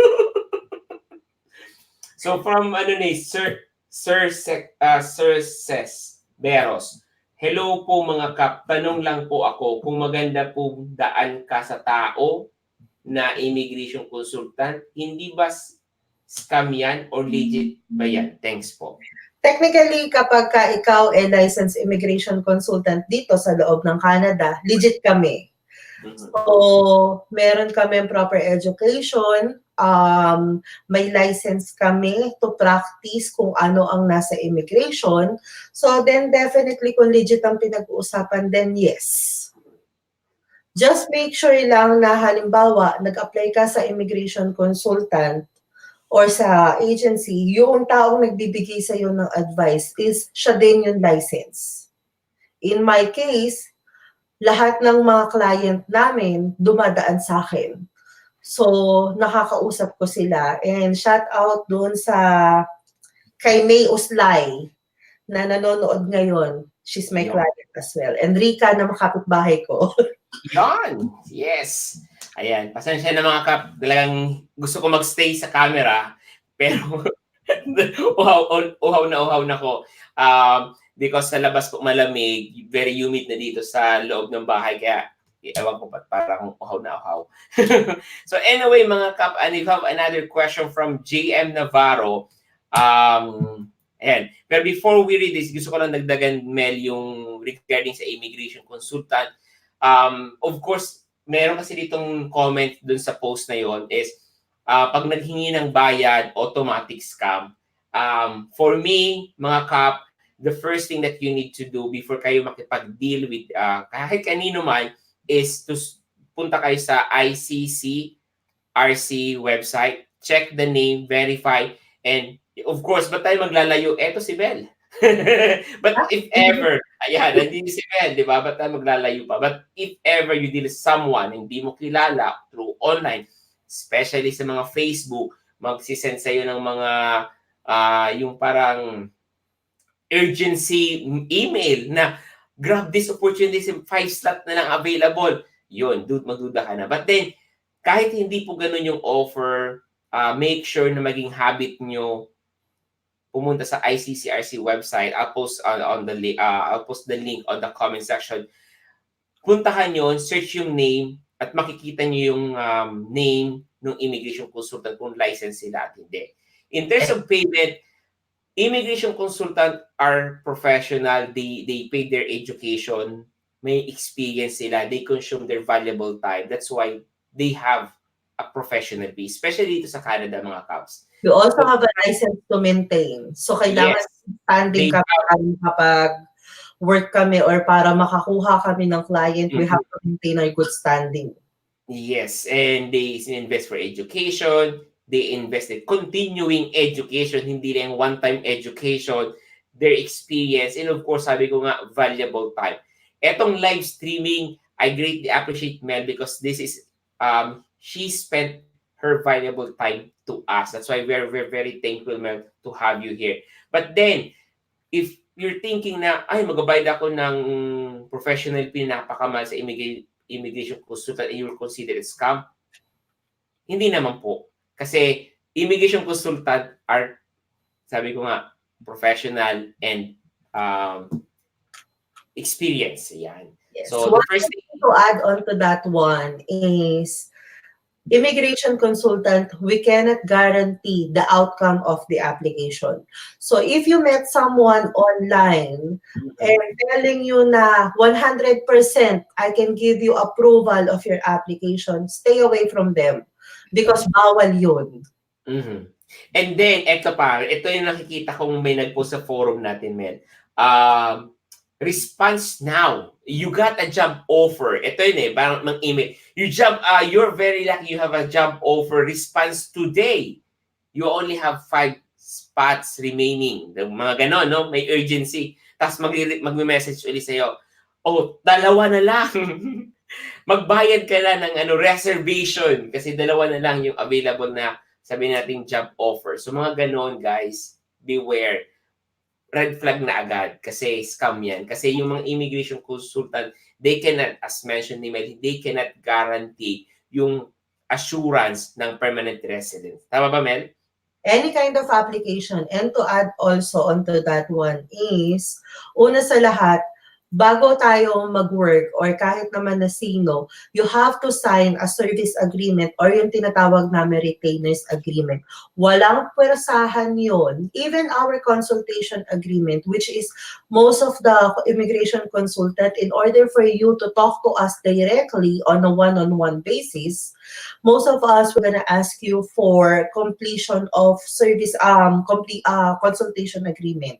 Mhm. So that's a valuable time for us na talagang uupuan namin, kukunin namin lahat ng information, i-assess namin lahat, sasabihin namin lahat ng mga possible pathway for you. Then it's legal for us to ask for payment. Yun Mhm. nga lang, pagka halimbawa katulad ng binanggit ni Joey na magbayad ka na ngayon, dapat bigyan ka namin ng oras for you to review kung ano yung obligasyon namin sa'yo at kung ano yung obligasyon mo sa amin. Walang pwersahan. Basahin nyo kung ano yung bawat obligasyon nyo para kapag once na nag-sign kayo, alam mo kung ano ang pinipirmahan mo. Mhm. Yan. Take Yun note lang. niyo yung mga cap. Ayan. So yan. Let's go back to the question. Maraming nagtatanong uli. GM Navarro, good day po. May question lang po ako.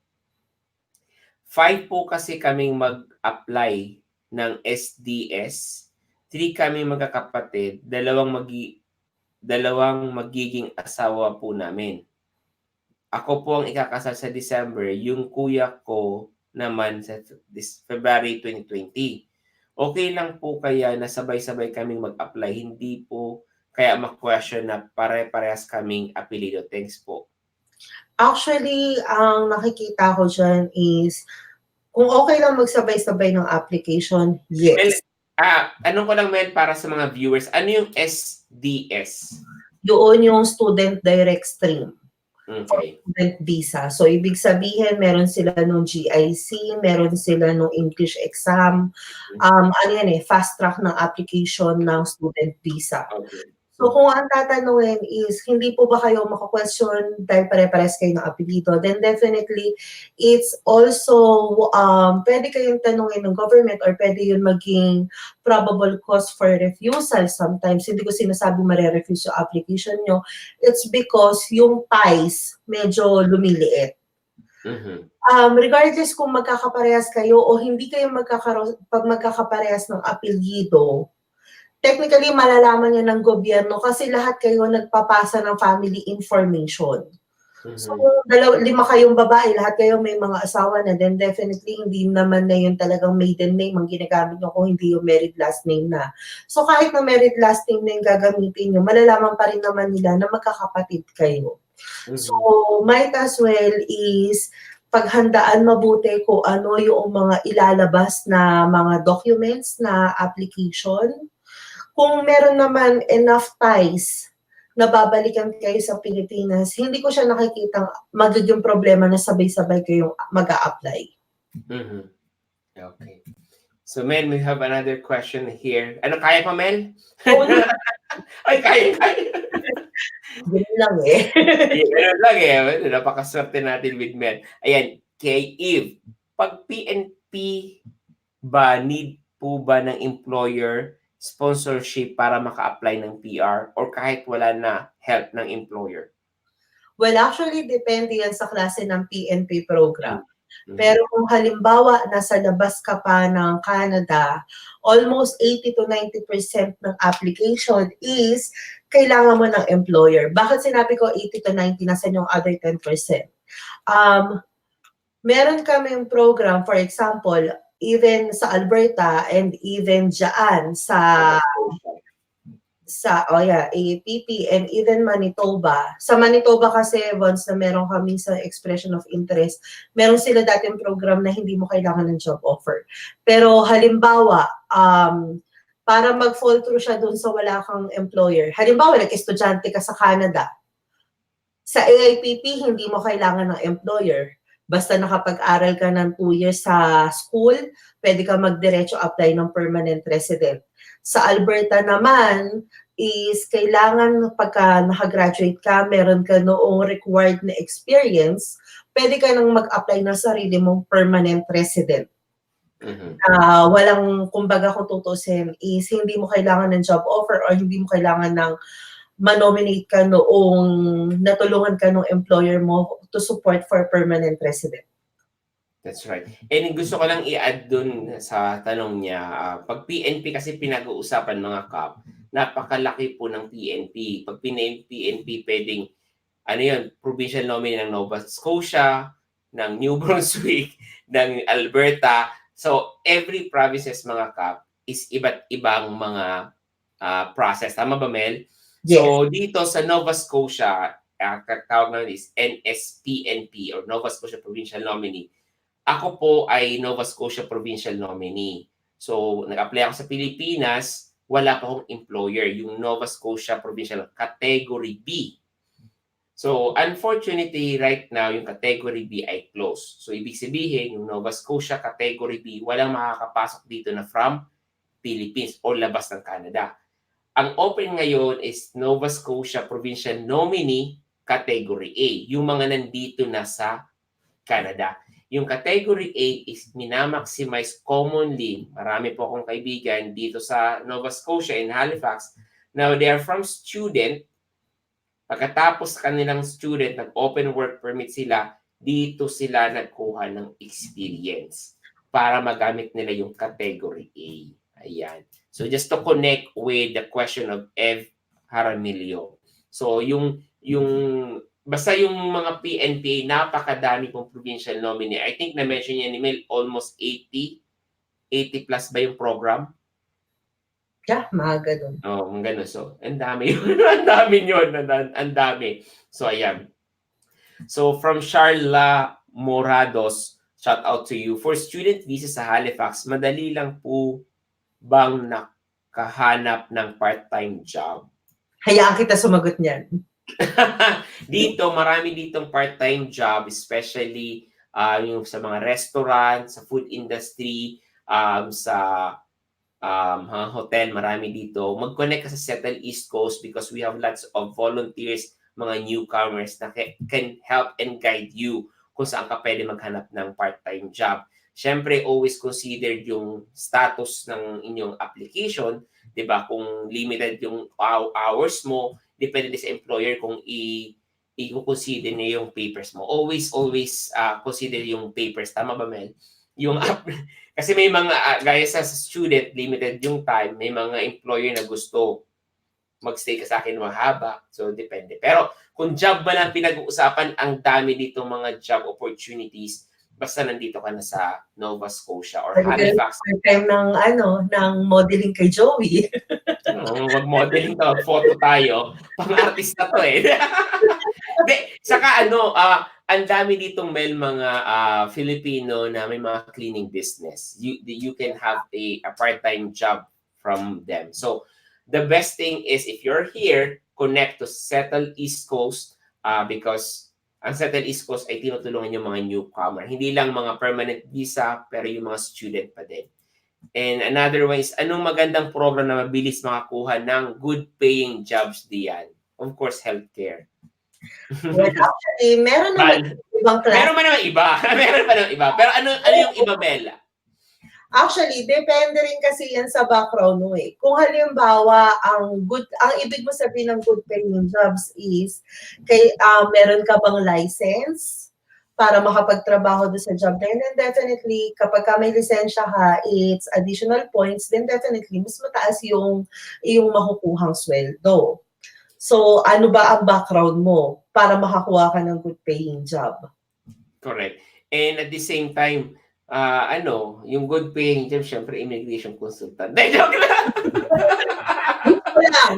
Ay, wish ko lang, wish ko. De, um, yun, good paying job, mahirap i-define eh. Kasi dito sa Canada, the more na kumikita ka, the more tumataas naman yung expenses mo. I think it depends on the person. Yan ang pinaka-safe na answer. Whatever yung job mo, depende pa rin sa person. Sabi ko nga, the more na tumataas yung rank mo, sabihin na natin tumataas yung position mo, gumaganda yung trabaho mo, yung expenses mo tumataas din. Minsan tumataas pa sa, di ba? Mas mataas pa eh. It True. depends on the person. It depends on the person. Gaano ka kasipag, gaano ka katipid, gaano ka kadiskarte. So, yan ang opinion ko. Kung halimbawa, first time ko, kasi I'm assuming na ang way ng pagpunta mo dito is through student kasi yun yung una mong tanong, di ba? Kung Mm. halimbawa hindi ka naman mapili at right Mm. after mo mag-aral, meron ka namang open work permit o makakapag-permanent resident ka agad, pwede kang magtrabaho Mm. ng 2 to 3 jobs. So, Yeah. hindi katulad sa atin sa Pilipinas na iisang trabaho, kumbaga 24 hours. naka 24 hours ka na. Dito hindi.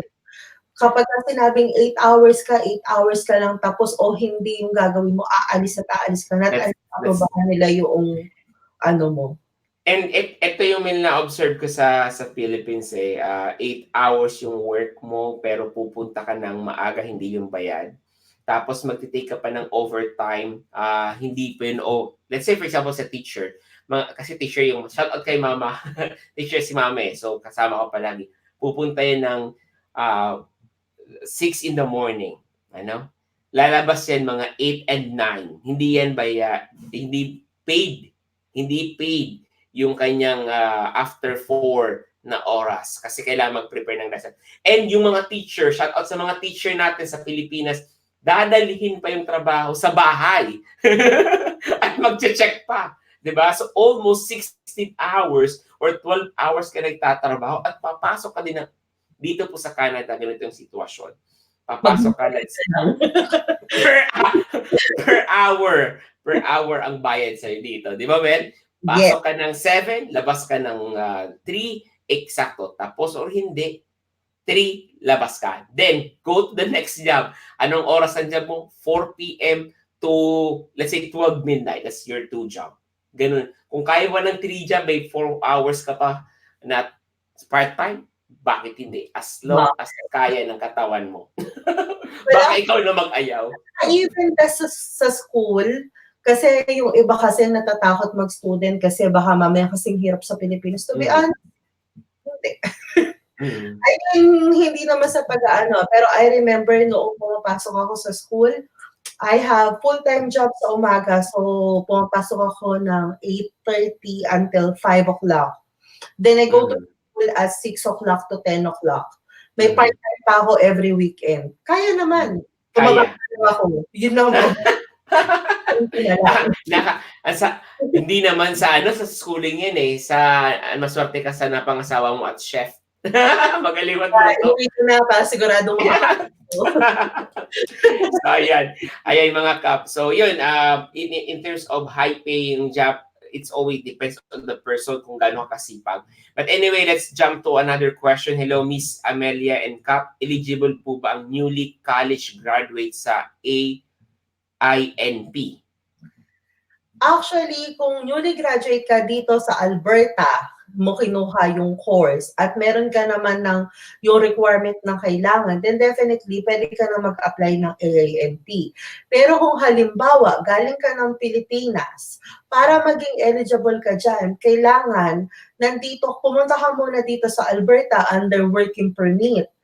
Tapos, after several months, kapag na-meet mo na yung eligibility, then pwede ka na mag-apply ng AINP. So, ang number 1 dyan is, saan mo kinuha yung education mo? Kung nasa labas ka pa ng bansa, it's much more better na mag-gain ka muna ng proper experience at the same time maghanap ka ng employer. Then, pumunta ka muna dito under working visa. Kapag ka naka-working visa ka na, damit mo na yung, kasi as far as I know with AINP, it usually 6 months to 1 year eligibility para makapag-apply ka ng AINP. Okay. So Nung yun, panahon ko kasi, ang AANT, 6 months. 6 months. Eh, Yeah. that's 30 years ago, no? Grabe naman. That's joke lang. So kailan lang 'yun? Kailan lang 'yun? 2000. Yeah, wag na natin ano yung Kailan ba ako graduate ng college? So, mga 2010, mga ganon. late day lang pala. Late day lang naman mga kap. Yeah. The booking, no? Kaya pag-graduate ng college, delikado eh. Delikado. Magkakabukingan po tayo ng edad. So, bago tayo magkabukingan ng edad, sabi ni Tets Ruiz from Pinoy Canada Immigration Forum. If you're not yet member ng Pinoy Canada Immigration Forum, please join. Join sa Pinoy Canada Immigration Forum and invite your friends. If you're member, invite your friends and family, of course. Teach Ruiz, hello po, good morning. Gusto ko pong humingi ng payo. Kakatanggap ko lang ng nomination. Confirmation ko po from Nova Scotia NSOI 2 days back. Kaso, sa initial application ko po, nailagay ko po sa dependent ko as non-accompanying.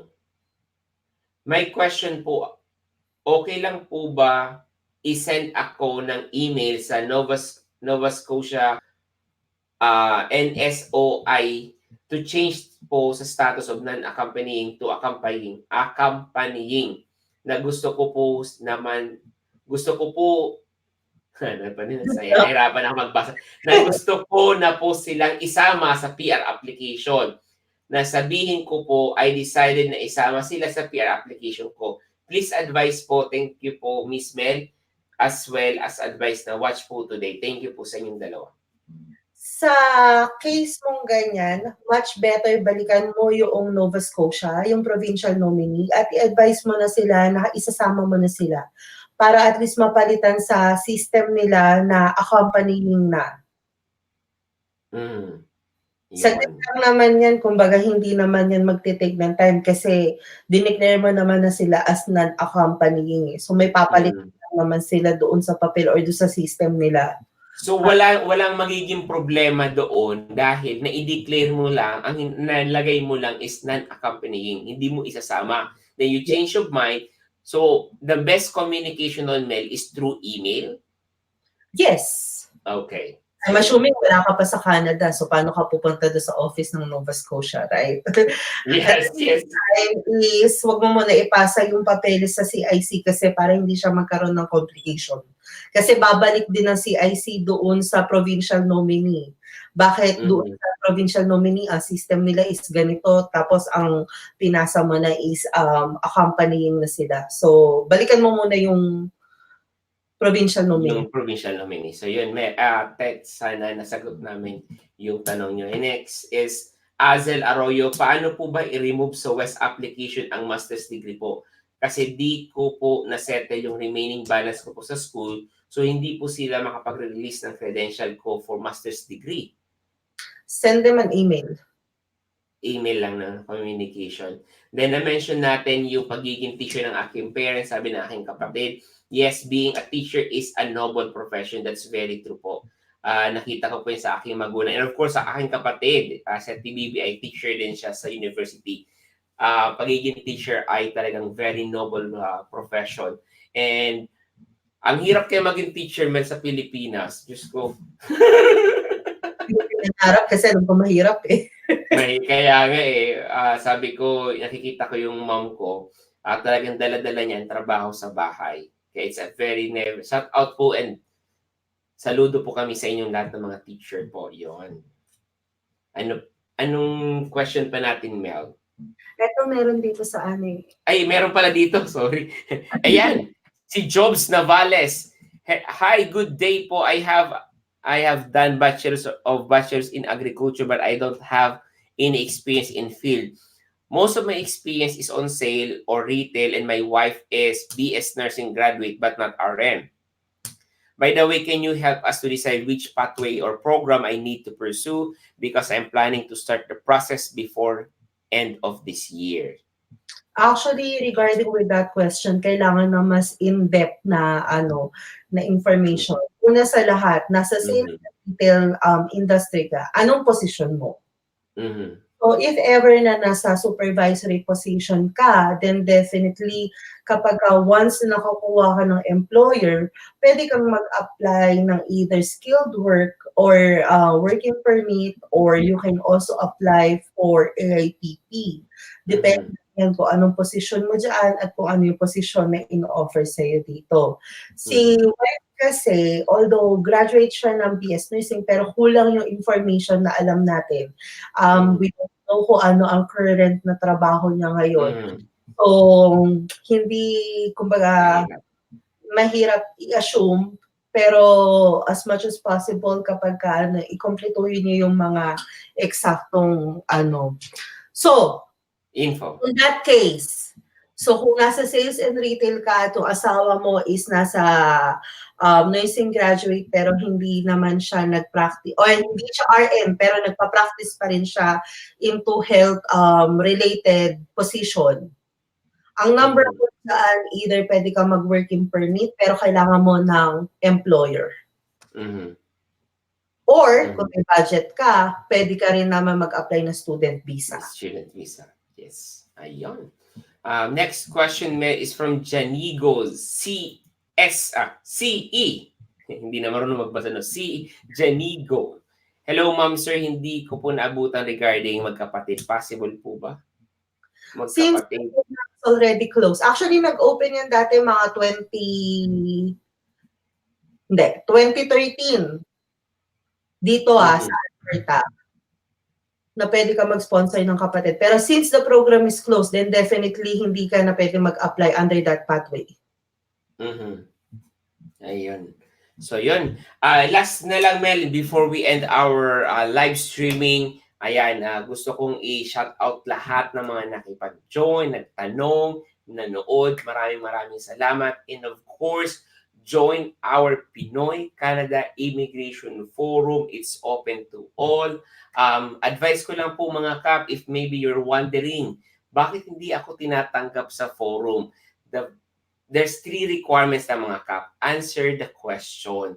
And of course, ako po, pag nag-a-add ako, pag may nakita ako na may proof na galing kayong Pilipinas, kahit hindi kayo nagsasagot ng question, ina-add ko na din. Pero hindi po ako nagpapapasok ng iba. Especially yung may mga buy and selling, black automatic po yun. So, but then, if you want to join, please answer the question. Tatlo lang naman po yun. It's yes and no na lang po yun. We give time naman po to answer yes and no. Ayan. And of course, invite your friends and family to join our forum. And of course, subscribe to my channel when in Halifax.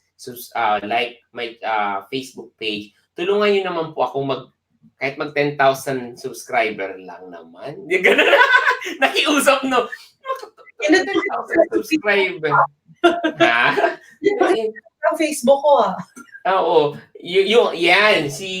Of course, go to, nakalimutan na. Of course, nandito si Mel. Bisitahin nyo ang kanyang Facebook. It's, wait, nandito yun eh. Puntahan nyo po if you have questions regarding something or you want to have a consultation with Mel. Go to Mel's Facebook page is www.facebook.com/ajoimmigration. Ayan. So ipopost ko din yung kanyang Facebook page sa ating description. Ayan, of course. Yun. Any last advice? Meron dito, Mel, isa na lang, Mel. Okay. Hihirit tayo. Gladys Luciano Santos. Work is available here in Philippines, Quezon, Pasig area. Baka po meron ditong interested mag-apply as caregiver or nurse sa nursing home dito sa Pilipinas. Para mag-experience, para mag-apply sa caregiver pathway sa Canada, PM ninyo po ako.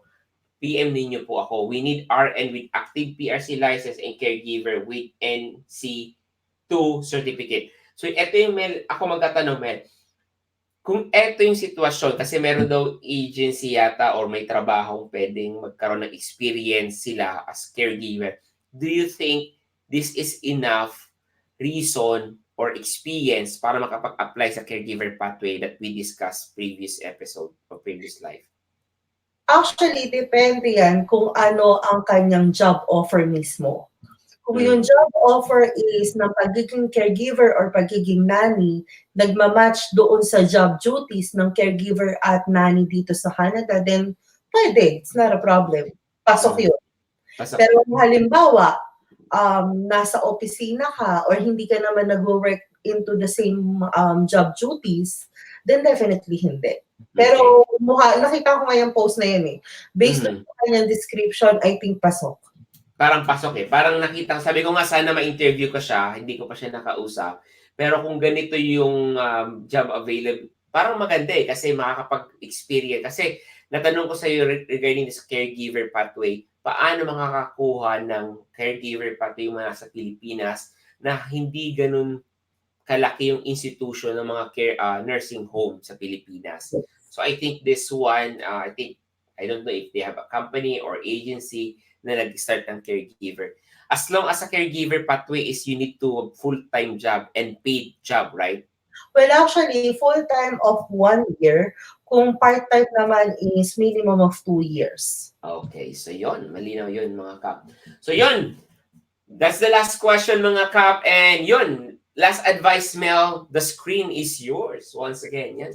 Actually, I think we've already tackled whatever needed on this topic.